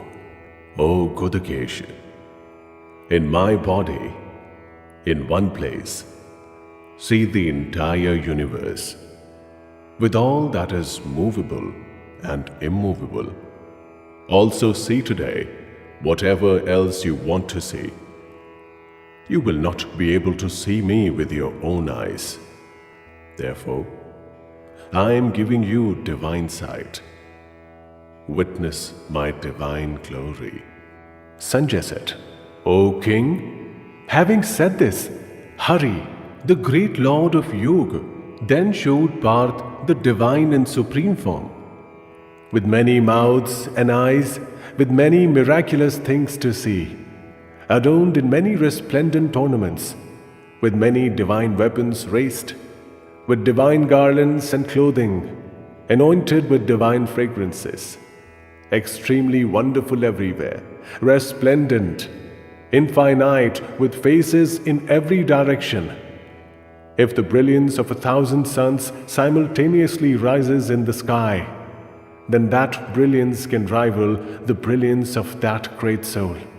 Then Pandav saw the entire universe in one place, divided into many parts, in that great God of God's body. Then amazed, and with his body hair standing up, Dhananjay bowed down before the God with his head lowered, and with joined palms said, Arjun said, "O Lord, in your body I see all the gods and all the different types of beings, the divine sages and all the serpents, and the Creator Brahma seated on a lotus. O Lord of the universe, O universal form, I see you with many arms, many stomachs, many faces, and many eyes everywhere. And I don't see an end, a middle, or a beginning to you, with the crown, with the mace, with a chakra resplendent everywhere, like a mass of energy impossible to see, brilliant like the burning fire and the sun, impossible to measure. I see you in every direction. I have no doubt that you are eternal and supreme and the only thing worth knowing. You are the supreme refuge of this universe. You are the indestructible and original being, the upholder of ancient dharma. I behold you without beginning, middle, and end, infinite in strength, with uncountable arms, the sun and moon in your eyes, face like ignited fire, scorching this universe with your energy. O great soul, the space between the sky and the earth is pervaded only by you. The directions are also pervaded. Witnessing this miraculous and terrible form, the three worlds are suffering. That array of gods is entering you alone. Some are frightened and with joined palms are craving protection. The array of great sages and pure souls are uttering words of pacification and are worshipping you. With pure and profound prayers, the Rudras, the Adityas, the Vasus and the Sadhyas, the Vishvadevas, the Ashvinis and the Maruts, those who partake warm food, the Gandharvas, the Yakshas, the Asurs, and arrays of the Siddhas, are all gazing at you with amazement. O mighty armed one, the worlds are terrified, and so am I, at witnessing your great form, with many faces and eyes, many stomachs, many arms, thighs, and feet, fearsome with many teeth. O Vishnu, touching the sky, resplendent, multi-hued, mouths stretched out, eyes large and fiery. Seeing you, I am frightened, and I cannot maintain my fortitude and peace. Seeing your several faces, fearsome with teeth and blazing like the fire of destruction, I have lost my sense of direction. I cannot find happiness. O Lord of the gods, O refuge of the universe, have mercy. All those sons of Dhritarashtra, with the collected kings and Bhishma, Drona, and that son of Asuta, and the chief warriors on our side, are dashing into your fearsome mouth with the terrible teeth. Some of them can be seen, heads smashed and attached to the joints of the teeth. Truly, like many currents and rivers, head towards and enter the ocean. Thus, those warriors of this earth are entering your mouths, flaming in all directions. As moths driven to destruction speedily enter a blazing fire, like that, these people are also swiftly entering your mouths for destruction. O Vishnu, in all directions, you are repeatedly licking, having swallowed all the worlds with your flaming mouths. Your fierce resplendence is scorching, having filled the universe with energy. Who are you? Tell me. You of the fierce form, I bow down before you. O great God, be merciful. I wish to know you, you who are the beginning, because I do not understand your inclination. The Lord said, I am the terrible destroyer of people. I am now about to destroy these people. Even without you, all the warriors in the opposing army formations will not exist. O Sabyasachi, therefore, arise, attain fame, triumph over enemies, and enjoy the undisputed kingdom. These have already been slain by me. You will only be the instrument. Kill Drona and Bhishma, and Jayadratha and Karna, and the other brave warriors also, already killed by me.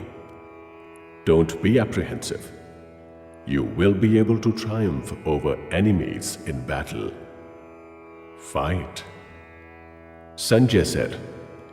Hearing these words of Keshav's, the trembling Arjun joined his palms and saluting Krishna, again said in a flattering tone, bowing down in fear. Arjun said, O Rishikesh, it is natural that the universe is extremely delighted to hear of your glory and is attracted to you. The Rakshas are scared and flee in all directions, and all the arrays of Siddhas bow down. O great soul, O infinite, O Lord of the gods, O refuge of the universe, you're greater than Brahma and the original agent. Why should you not be saluted? The manifest and the unmanifest and the indestructible that is beyond is also you. You come before the gods. You are the eternal being. You are the abode of the universe after destruction. You are the knower, that which is to be known, and the supreme abode. By you is the universe pervaded, and you are infinite in form. You are Vayu, Yam, Agni, Varun, Shashank, Prajapati, and the great-grandfather. I salute you 1,000 times, and again salute you, and yet again salute you. I salute you in front and from the back. I salute you everywhere, in every direction. O possessor of infinite energy and unlimited strength, you pervade everything. Therefore, you are everything.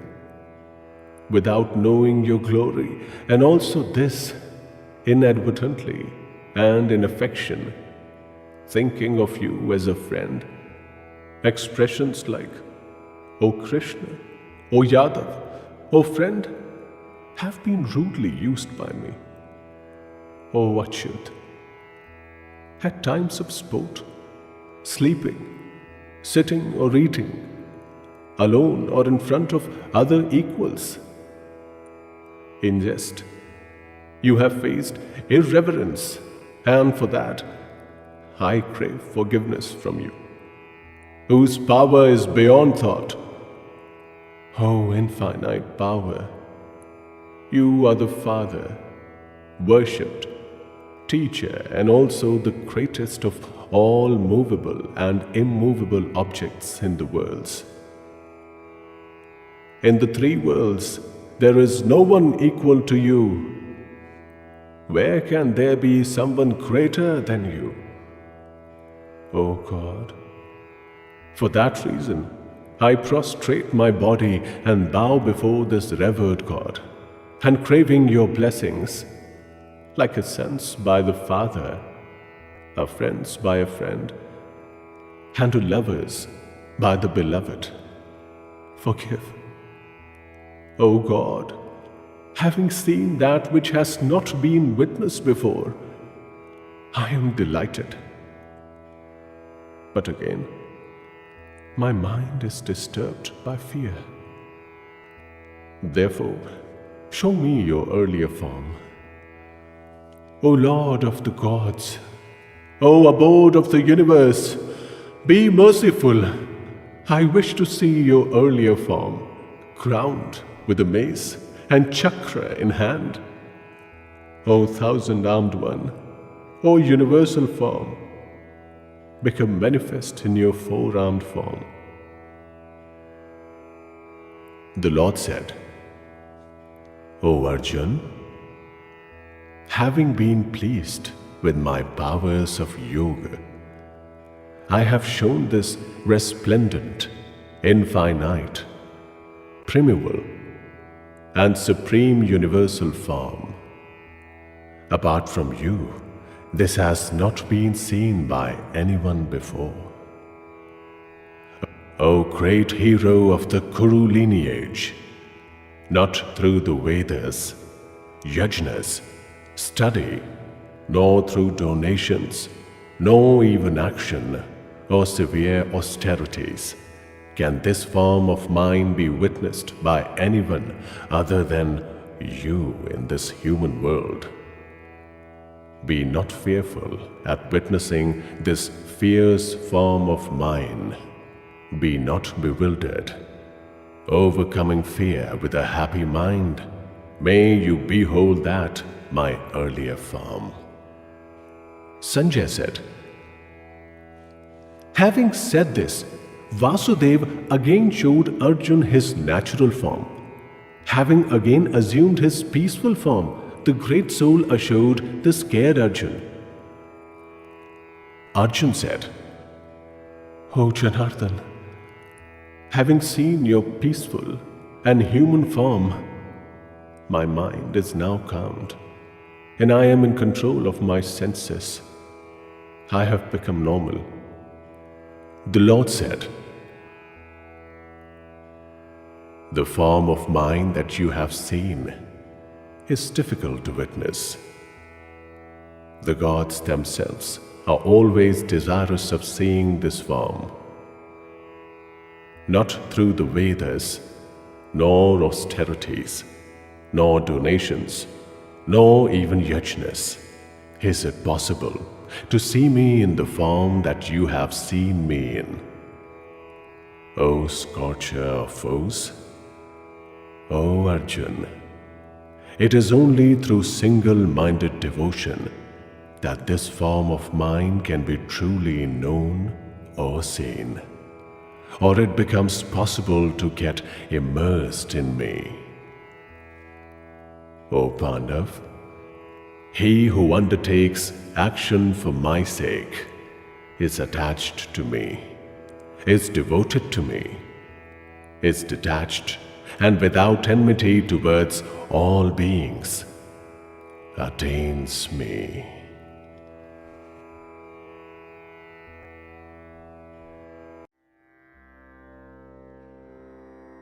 Srimad Bhagavad Gita, Chapter 12. Arjun said, in this way, there are devotees who are always immersed in you and worship you, and there are those who think of the unmanifest and the indestructible. Who among these is the best yogi? The Lord said, those who worship me with minds fixed on me, always united in me with supreme devotion. In my view, they are the best yogis. But those who worship the indestructible, indescribable, unmanifest, omnipresent, unthinkable, original, immovable and constant, controlling properly the senses and looking upon everything equally, acting for the welfare of all beings, they only attain me. Those who wish to immerse their minds in the unmanifest find it more difficult, because those who possess bodies attain the goal of the unmanifest with great perseverance. O Parth, those who offer all action to me are devoted to me, and with single-minded yoga meditate on me and worship me with minds rendered unto me. I become swiftly their rescuer from this mortal world that is like an ocean. Establish your mind in me alone. Fix your intellect on me. After that, there is no doubt that you will live with me alone. O Dhananjay, if you cannot steady your mind and fix it on me, then practice yoga and wish to attain me. If you don't succeed in the practice, then do only my deeds. Even if you do acts for my pleasure, you attain liberation. If, however, you are unable to perform these deeds also, then control your mind, give up attachment to the fruits of all action, and seek refuge in the yoga that is mine. Knowledge is superior to practice. Meditation is superior to knowledge. Giving up attachment to the fruits of action is superior to meditation. After renunciation, tranquility is attained. He who has no hatred for all beings, is friendly, and also displays compassion, is without sense of ego, without pride, regards happiness and unhappiness in the same way, and is forgiving, is always satisfied, a yogi, and controlled in mind, firm in resolution, and with mind and intellect immersed in me. Such a devotee of mine is dear to me. He from whom other people are not disturbed, and he who is not disturbed by other people, and he who is free from delight, dissatisfaction, fear and concern, is dear to me. Without desire, pure, enterprising, neutral, without pain, and one who has renounced all fruit. Such a devotee is dear to me. He who is not delighted, nor hates, he who does not sorrow, nor desires, he who has given up good and evil, such a devotee is dear to me. Equal between friend and enemy, and respect and insult. Equal between cold and warmth, happiness and unhappiness, and without all attachments, like between criticism and praise, restrained in speech, satisfied with whatever is obtained, without habitation and controlled in mind. Such a devoted man is dear to me. Those who are devoted and look upon me as the supreme goal and worship according to this immortal dharma, such devotees are extremely dear to me.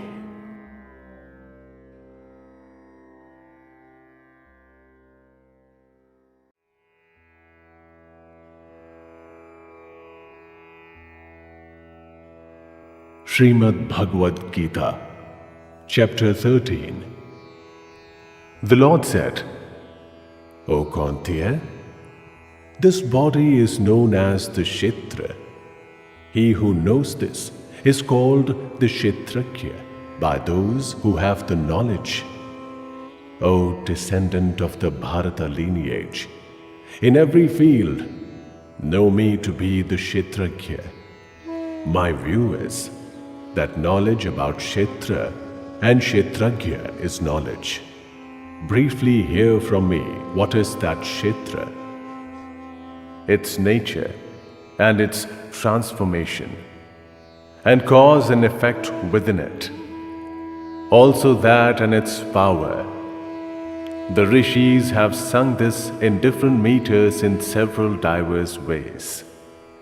The definite logical arguments are also there in the Brahma Sutra passages.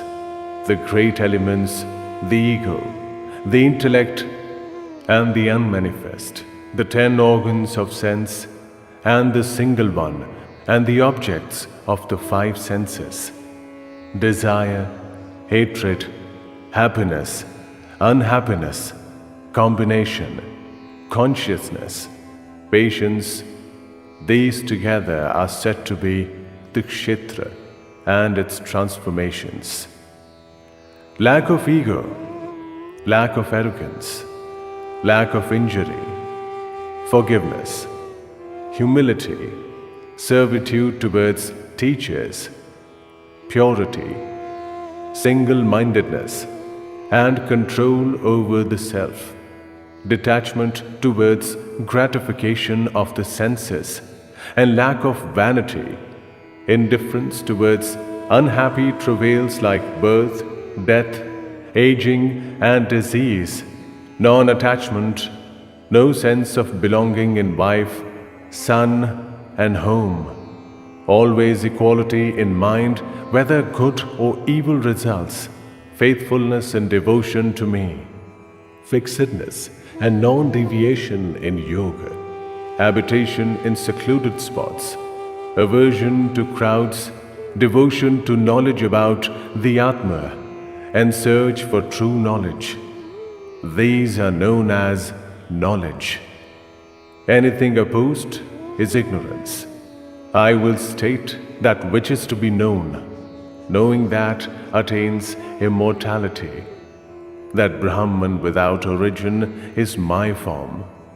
It is said, both eternal and transit, that has hands and feet everywhere, eyes, heads and mouths everywhere, and ears everywhere, is established in everything in this world, manifest in the qualities of all the senses, but without any sense, alone like the abode of everything, without qualities and the preserver of all qualities. That is outside all beings and yet inside them, moving and unmoving beyond knowledge because of subtleness, far and yet near. That is indivisible, but exists in every being in divided form. Know as the preserver, destroyer, and the creator of all beings. That is the light of all bright bodies, said to be beyond darkness. Knowledge, that which is to be known and attainable through knowledge, is established in the heart of everything. Briefly, Kshetra, and that which is knowledge and to be known have been stated. Knowing this, my devotee attains my nature. Know both Prakriti and Purusha to be without origin, and from transformations and the qualities to result from Prakriti. Prakriti is said to be the reason behind cause and effect. Purusha is said to be for happiness and unhappiness in enjoyment, because Purusha is established in Prakriti and enjoys Prakriti's qualities, and its good and evil birth is because of its association with these qualities. The Supreme Being in this body is known as one who witnesses, one who allows, one who sustains, one who enjoys, the Supreme Lord and the Paramatma. He who knows the nature of Purusha and of Prakriti, whatever be the position he is in, will not be reborn. Some through meditation see the Atma in the Atma with the Atma. Others use Sankhya Yoga, and still others use Karma Yoga, and others, failing to know, hear from others and worship. Even they who are devoted to hearing transcend death. O best of the Bharata lineage, whatever movable and immovable objects are created, know them to result from the link between Kshetra and Kshetraj. He truly sees who beholds the indestructible Supreme Lord equally in all beings, while everything else is destructible. He who sees the great Lord equally established in everything, he doesn't kill the Atma with the Atma, and therefore attains supreme liberation. He who perceives all action as being performed by Prakriti and the Atma as a non-agent, he truly beholds. When he sees the different aspects of beings as established in one, and also everything manifested from there, he attains the Brahman. O Kantya, because it is without origin and without qualities, this Paramatma is unchanging, and although based in the body, does nothing. It is not attached, as the sky that is everywhere is not attached because of its subtlety. Like that, the Atma is not attached, though it is in every body. O descendant of the Bharata lineage, just as a single sun lights up the entire world, like that, a single Kshetri lights up all Kshetras, those who, through their eyes of knowledge, know the difference between Kshetra and Kshetragya in this way, and freedom from beings and Prakriti, they attain the supreme goal.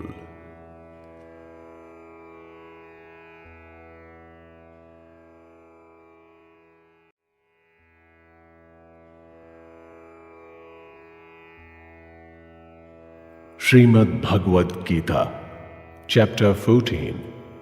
The Lord said, I am again starting the excellent and supreme out of all types of knowledge, knowing that all the sages are freed from this and attain supreme liberation, seeking refuge in this knowledge and attaining my true nature. They are not born at the time of creation, nor suffer at the time of destruction. O descendant of the Bharata lineage, the great Brahman is my womb. Into that I place the seed, and from that all the beings are created. O Kauntya, the different forms that are created in all wombs, the great Brahman is like their mother, and I am the father who provides the seed. O mighty armed one, the qualities Sattva, Raja and Tama generated from nature bind the indestructible Atma in the body. O sinless one, among these, Sattva is shining because it is pure and without sin, but ties down the Atma because of attachment to happiness and knowledge. O Kauntya, know Raja to be based on desire and the origin of thirst and attachment, that binds the Atma firmly because of attachment to action. O descendant of the Bharata lineage, know Tama to be born from ignorance and the source of delusion in every being, that binds firmly through error, sloth and sleep. O descendant of the Bharata lineage, Sattva attaches to happiness and Raja attaches to action. Tama veils knowledge and attaches to errors. O descendant of the Bharata lineage, Sattva overcomes Raja and Tama and becomes strong. Raja, Sattva and Tama, Sattva and Raja. Know that when the light of knowledge is ignited in all the gates of this body, it is only then that Sattva becomes strong. O best of the Bharata lineage, greed, inclination, beginnings of action, restlessness and desire, these are created when Raja becomes strong. O descendant of the Kuru lineage, darkness, lack of enterprise, inadvertence and delusion, these are created when Tama becomes strong. For being dies when Sattva becomes strong, then he attains the shining world reserved for those who have the supreme knowledge. Death, when Rajas becomes strong, leads to rebirth as someone addicted to action. And death, when Tama, leads to rebirth as subhuman species. It has been said that Sattva type action has the fruit of pure happiness. Raja type has the fruit of unhappiness, and Tama type has the fruit of ignorance. From Sattva, wisdom results, and from Raja, greed, and from Tama, only inadvertence, delusion, and ignorance result. Those with a preponderance of sattva ascend above. Those with raja stay in the middle. Those with despicable tama qualities descend below. When the seer doesn't see any agent other than the qualities and knows that which is beyond the qualities, he attains my nature. When the being transcends the three qualities that are the origin of the body, he attains immortality, free from birth, death, old age, and unhappiness. Arjun said, "O Lord, from what science does one know who has transcended? What is his conduct, and how does he transcend these three qualities?" The Lord said, "O Pandav, he who is engaged in knowledge and inclination and delusion, and yet does not hate, nor desire if these are withdrawn, he is established in indifference, and the qualities don't disturb him. Knowing the action of the qualities to be of this form, he is steady and doesn't waver, equal between happiness and unhappiness, established in himself, equal between earth, stone, and gold, similar in treatment of the loved and the hated, tranquil, similar between praise and censure, he who treats respect and insult alike, friend and enemy alike, and discards all beginnings of action, he is said to have transcended the qualities. He who worships me single-mindedly and with unwavering devotion, he transcends these qualities and is worthy of attaining the state of the Brahman, because I am the embodiment of the Brahman, indestructible, immortal, and also of eternal dharma and absolute bliss."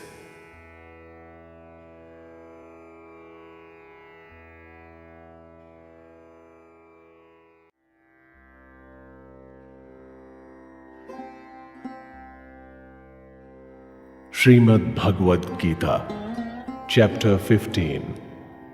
The Lord said, "They say the Ashwatthava tree, the holy fig tree, with the root above and branches below, is indestructible. He who knows that its leaves are the meters knows the truth, specially nurtured by the gunas, with objects as its shoots, its branches extend upwards and downwards. In the world of men, its rootlings stretch downwards, the cause of action. In this form is nor felt, nor the end, nor the beginning, nor even its establishment, slicing the thick root of the Ashwatthava with the weapon of firm detachment. Thereafter, one must seek that goal, the attainment of which means no return, stating, 'I seek refuge in that original being.' Without pride and delusion, having conquered the fault of attachment, constant in the knowledge of the Atma, having restrained desire, freed from the opposites of happiness and unhappiness, the wise go to that indestructible goal. Attaining that, there is no return. The sun cannot light that, nor the moon, nor fire. That is my supreme abode. Indeed, part of my eternal form is established as beings in nature and attracts the mind and six senses to the world of beings. Like the wind carries away fragrance from receptacles, the Lord, when it discards one body and attains another one, takes these with it and leaves. This is established in the ears, the eyes, touch, the tongue, the nose, and also the mind, and enjoys objects. The deluded do not see the establishment and also the enjoyment and progress with the qualities as attributes.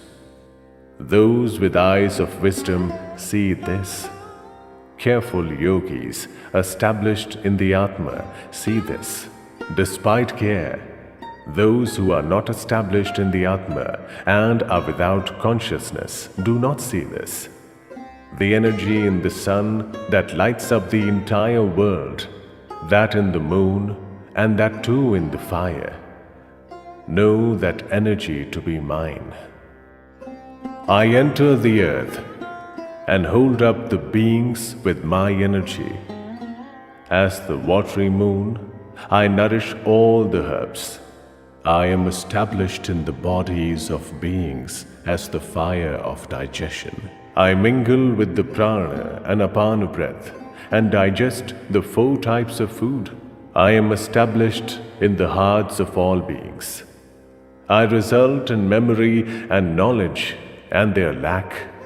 Indeed, it is I who am the knowledge of the Vedas and the origin of Vedanta, and I am the knower of the Vedas. The destructible and the indestructible, these 2 Purushas exist in the world. All these beings are destructible. The fixed is known as the indestructible. That apart, there is a Supreme Purusha known as the Paramatma, who enters the 3 worlds and sustains them, the indestructible Lord, because I am beyond destruction and superior even to the indestructible. Therefore, I am known as the Supreme Being in this world and in the Vedas. O descendant of the Bharata lineage, without delusion, he who knows me as the Supreme Being, he is omniscient and worships me in every way. O pure one, O descendant of the Bharata lineage, thus this extremely secret knowledge has been related by me. This understanding leads to knowledge and accomplishment.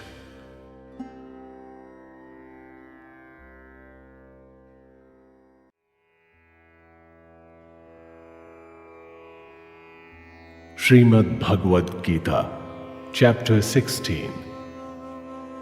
The Lord said, O descendant of the Bharata lineage, absence of fear, pureness of heart, steadiness in Jnana Yoga, donation and control, yajnas, self-study, practice of austerities and simplicity, absence of injury to others, truthfulness, lack of anger, renunciation, tranquility, lack of criticism of others, compassion towards beings, lack of avarice, gentleness, sense of shame, steadfastness, energy, forgiveness, perseverance, cleanliness, absence of hatred, absence of ego. These belong to the person born towards divine wealth. O Parth, arrogance, insolence, egoism, anger, cruelty, and ignorance. These belong to birth towards demonic wealth.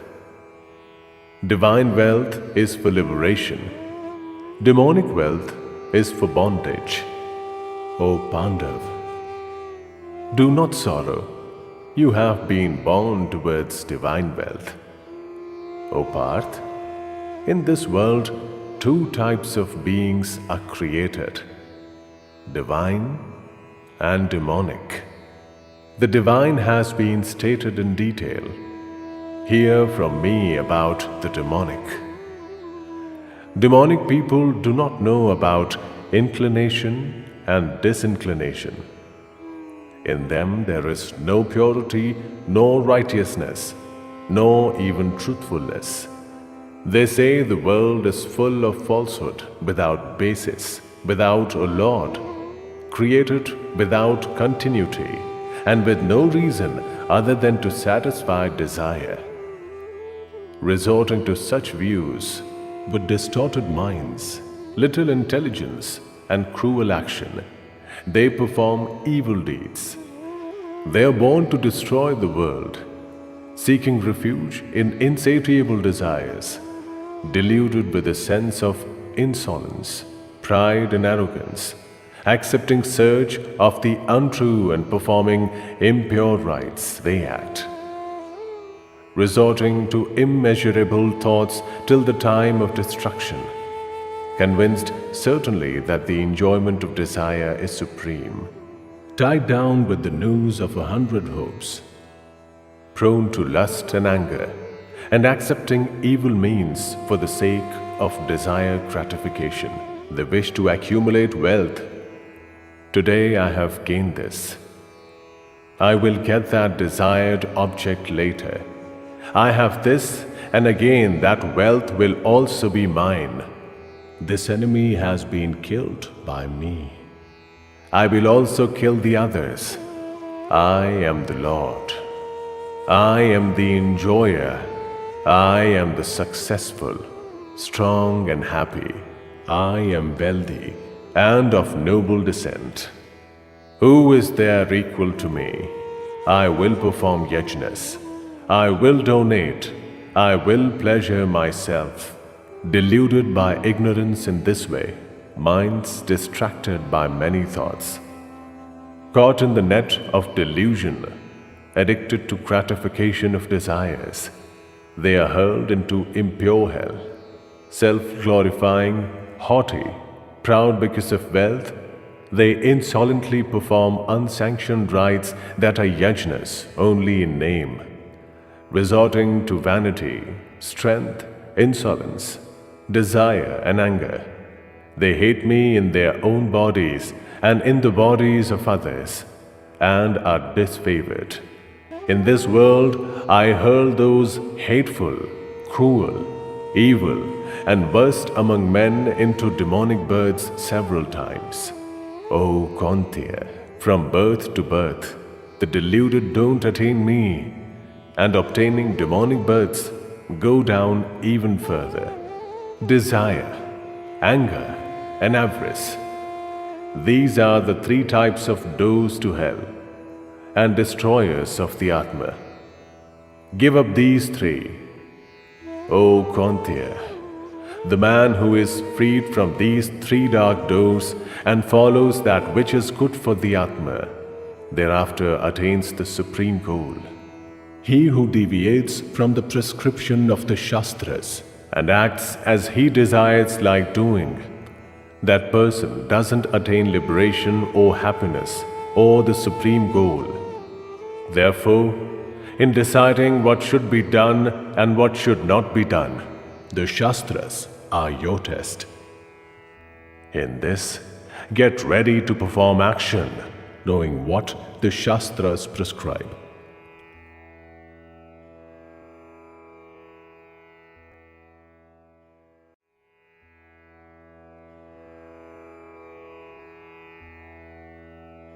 Srimad Bhagavad Gita, Chapter 17. Arjun said, Those who discard the prescriptions of the Shastras but worship with recourse to faith, what is their devotion like? Is it Sattva, Raja, or Tama? The Lord said, According to their nature, people show three kinds of faith: Sattva type, Raja type, and Tama type. Listen to this, O descendant of the Bharata lineage. Everyone's faith follows his inner nature. This being is full of faith. The kind of faith one has makes the person. Those of the Sattva type worship the gods. Those of Raja type, Yakshas and Rakshas. The others of the Tama type worship ghosts and devils. Those who perform terrible austerities not sanctioned by the Shastras, full of insolence and ego, deriving strength from desire and attachment, devoid of consciousness, torture the elements in the body and also me inside the body.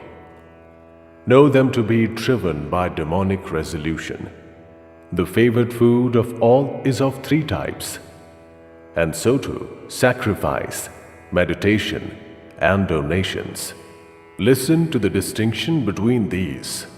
The sattva type favor food that increases life expectancy, vitality, strength, freedom from disease, happiness, and joy, tasty, oily, nourishing, and pleasant. The Raja type favor food that is extremely spicy, acidic, salty, hot, pungent, dry, and burning, increasing unhappiness, sorrow, and disease. The Tama type favor food cooked a long time ago, no longer succulent, and with a bad smell, stale, and tasted by others, impure.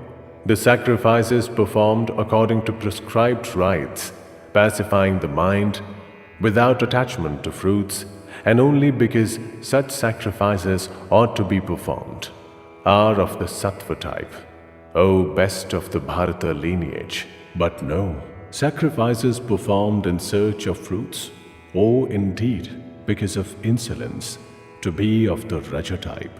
Sacrifices without following prescribed rites, without donating food, without mantras, without donations, and without faith, are said to be of the Tama type. Worship of gods, brahmanas, teachers and the wise, purity, simplicity, brahmacharya, and non-violence, these are known as physical austerities. Not uttering words that leads to anxiety, speaking the truth, and that which is pleasant and leads to welfare, and self-study, these are known as verbal austerities. Tranquility of mind, lack of cruelty, reserve in speech, control of one's self, purity in attitude.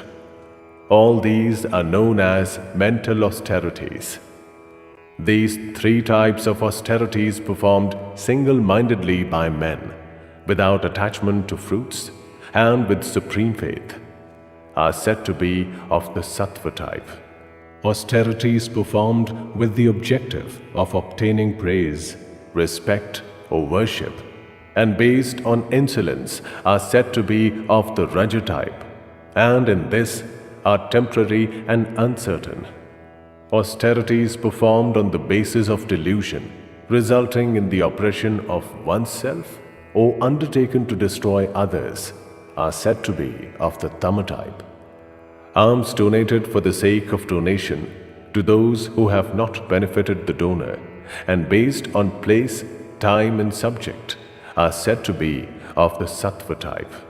But donations for the sake of return favors or for the fruits or given unwillingly are said to be of the Raja type. Donations in the wrong place, at the wrong time, and to the wrong subject, given without respect and disdainfully, are said to be of the Tama type. Om Tat Sat. In these three ways, the Brahman has been described in the sacred texts. From this, in the past, Brahmanas and the Vedas and Yajnas have been created. Therefore, according to prescribed rites, sacrifices, donations, and austerities by those who are learned in the Brahman are always undertaken after uttering Om. Those who desire liberation give up desire for fruits and undertake sacrifices, donations, and austerities after uttering Tat. O Parth, Sat is used to signify existence and superiority, and the word Sat is also used for auspicious acts. Steadfastness in sacrifices, donations, and austerities is known as Sat. An action performed towards those ends is also indeed known as Sat. O Parth, sacrifices, donations, and austerities, and any other action undertaken without faith are known as the opposite of Sat. With nothing in this world awe in the afterworld.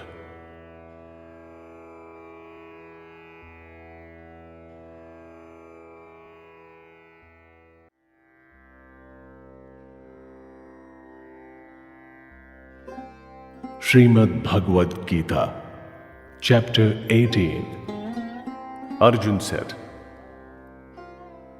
O mighty armed one, O Rishikesh, O slayer of Keshi, I wish to separately understand the essence of renunciation and relinquishing. The Lord said, the wise know the relinquishing of action that satisfies desires as sannyas. The discriminating call the relinquishing of the fruits of all action, tyaga. Some learned people say that all action is associated with evil and should be relinquished. Some others say that action like sacrifices, donations, and austerities should not be relinquished. O supreme among the Bharata lineage, listen to my decided views about that relinquishing. O tiger among men, it has been said that relinquishing is of three types: sacrifices, donations, and austerities are not to be relinquished. Those actions certainly have to be performed, because sacrifices, donations, and austerities purify the hearts of the learned. O Parth, but even these actions should be performed through relinquishing attachment and fruits. That is my decided and supreme view. It is not advisable to renounce indicated action. Discarding this through delusion is known as tamatype. He who relinquishes action because action leads to discomfort and requires physical exertion performs rajatype relinquishing. He doesn't receive the fruits from relinquishing. O Arjun, sattva-type relinquishing is known as that where attachment and fruits are relinquished, an action is performed only because it is indicated action. Immersed in the sattva quality, steady in learning and without doubt, the relinquisher doesn't hate disagreeable action and become addicted to agreeable action. He who possesses a body cannot give up action in its entirety, because he relinquishes fruits of action. He is known as a true relinquisher. Those who don't relinquish face three types of fruits of their action in the afterworld: bad, good, and mixed. But sannyasis don't. O mighty armed one, in the sacred texts, 5 reasons are described in support of performing all action. Hear these from me. The abode and also the agent, different types of instruments and different and various types of endeavor, and the 5th is the divine. Whatever action, appropriate or inappropriate, a man begins through the body, the mind, and speech, is caused by these 5.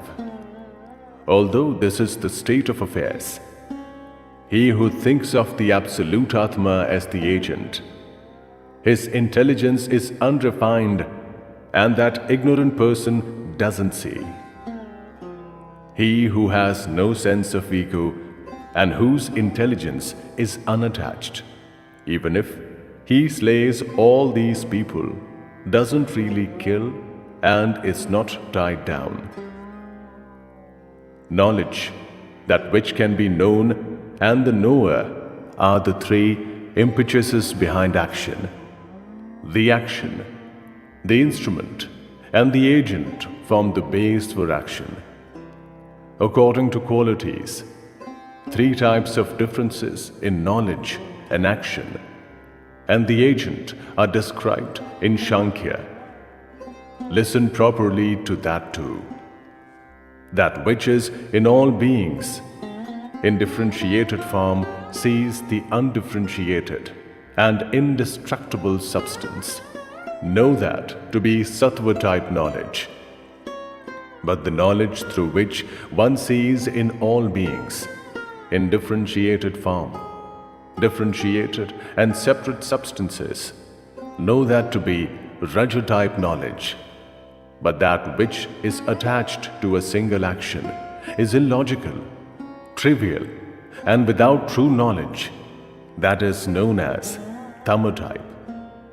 Action where fruits have been relinquished without attachment, without love or hate, performed only because it is indicated, is known as sattva type. Again, action undertaken with great difficulty by those with desire for fruits or with a sense of ego is known as raja type. Action begun under delusion, without consideration of consequences, destruction, injury, and one's own capabilities, is known as tama type. An agent who is without attachment, without sense of ego, patient and enthusiastic, equal in attitude towards success and failure, is known as sattva type. An agent who is attached, desirous of fruits of action, avaricious, injurious, impure, and swayed by joy and sorrow, is known as raja type. An agent who is not steady, vulgar, insolent, fraudulent, disrespectful, lazy, despondent, and procrastinating is known as tama type. O Dhananjay, according to quality of intellect and perseverance, there are three types of differences. Listen to what is being said, separately and comprehensively. O Parth, the intellect that knows inclination and disinclination, right action and wrong, fear and freedom from fear, bondage and liberation, is sattva type. O Parth, the intellect through which one does not correctly understand dharma and adharma and right action and wrong, is raja type. O Parth, the intellect through which one thinks evil action is righteous and in every way thinks the opposite, shrouded in ignorance, that is tama type. O Parth, the perseverance through which one uses unwavering yoga to focus the functions of the mind, the breath of life and the senses, that perseverance is sattva type. O Parth, O Arjun, the perseverance through which dharma, artha, and kama are sought and according to the area fruits desired is known as raja type. O Parth, the perseverance through which the misguided person doesn't discard dreaming, fear, sorrow, despondency, and ego is known as tama type. O bull among the Bharata lineage, now hear from me about the three types of happiness, where happiness comes from gradual practice, and there is an end to unhappiness, that which is initially like poison, but at the end like ambrosia, based on the tranquility of one's intellect focused on the Atma. That is known as sattva type. That which comes from association with objects and the senses, and is initially like ambrosia, but at the end like poison. That happiness is said to be raja type. The happiness that at the beginning and at the end binds and dilutes the Atma, and that which is created from sleep, sloth, and inadvertence is known as tama type. On earth, in heaven, and even among the gods. There doesn't exist anything that is free from these three qualities generated from nature. O scorcher of foes! The actions of Brahmins, Kshatriyas, Vaishyas, and also Shudras are separately segregated in accordance with qualities that result from their natures. Control over the mind, control over the senses, meditation, purity, forgiveness, simplicity, knowledge, self-realization, and indeed faith are natural actions for Brahmins. Valor, bravery, perseverance, dexterity, willingness to fight, generosity, and capacity to rule are natural actions for Kshatriyas. Agriculture, preservation of cattle, and trade are natural actions for Vaishyas. Servitude is natural action for Shudras. A man who faithfully follows his indicated course of action attains liberation. Listen to how liberation is obtained by following one's indicated course of action. Through his own action, man obtains liberation by worshipping him who is the origin of beings and their endeavor, and him who pervades all this. Even when performed imperfectly, Swadharma is superior to someone else's dharma, performed well. Sin does not result if one's natural action is undertaken. O Kaunteya, natural action should not be discarded, even if it is tainted. Because all action is tainted, just as fire is shrouded by smoke. He who is detached everywhere has conquered his Atma, has overcome desire through sannyasa, attains the supreme liberation of freedom from action. O Kaunteya, learn briefly from me how one who has attained liberation attains the Brahman. That is the supreme form of knowledge, united with pure intellect, controlling the Atma with perseverance, discarding objects like sound and renouncing love and aversion, inhabiting a secluded place, eating little, restraining speech, body, and the mind, constantly practicing meditation, seeking refuge in renouncement, discarding ego, power, insolence, desire, anger, and possessions. Tranquil and without ego, he is fit for merging with the Brahman. Tranquil in merging with the Brahman, such a person does not sorrow and does not desire.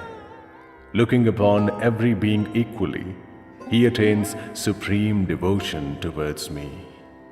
Through devotion, he comprehends my true nature, who I am and my different forms. Then, after knowing my true nature, enters.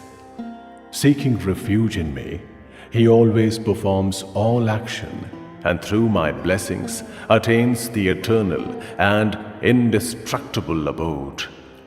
Through the mind, offering up all action to me, devoted to me and seeking refuge in Buddhi Yoga, always immerse your mind in me. With mind immersed in me, with my blessings, you will overcome all difficulties.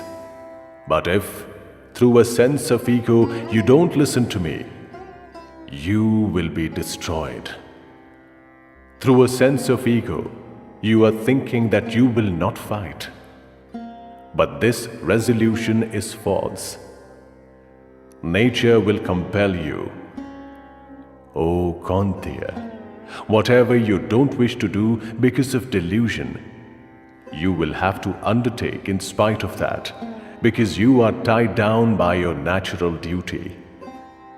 O Arjun, the Lord is established in the hearts of all beings, and through Maya makes all beings whirl, as if they are mounted on machines. O descendant of the Bharata lineage, In every way, seek refuge in Him alone. Through His blessings, you will attain supreme tranquility and the eternal abode. I have explained to you this knowledge, which is the most secret of all secrets. Having examined it completely, do what you wish to do. Listen yet again to my supreme words, the most secret of all secrets. You are my dearly beloved. Therefore, I am telling you what is good for you. Immerse your mind only in me. Be devoted to me, worship me, bow in obeisance before me. I am pledging that you will attain me, because you are my beloved. Discard all dharmas and seek refuge only in me. I will free you from all sins. Do not sorrow.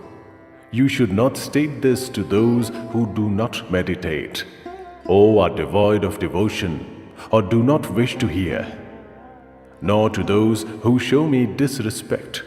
There is no doubt that he who explains this most secret knowledge to my devotees displays supreme devotion towards me and will attain me alone. Among men, there is no one who does greater service to me.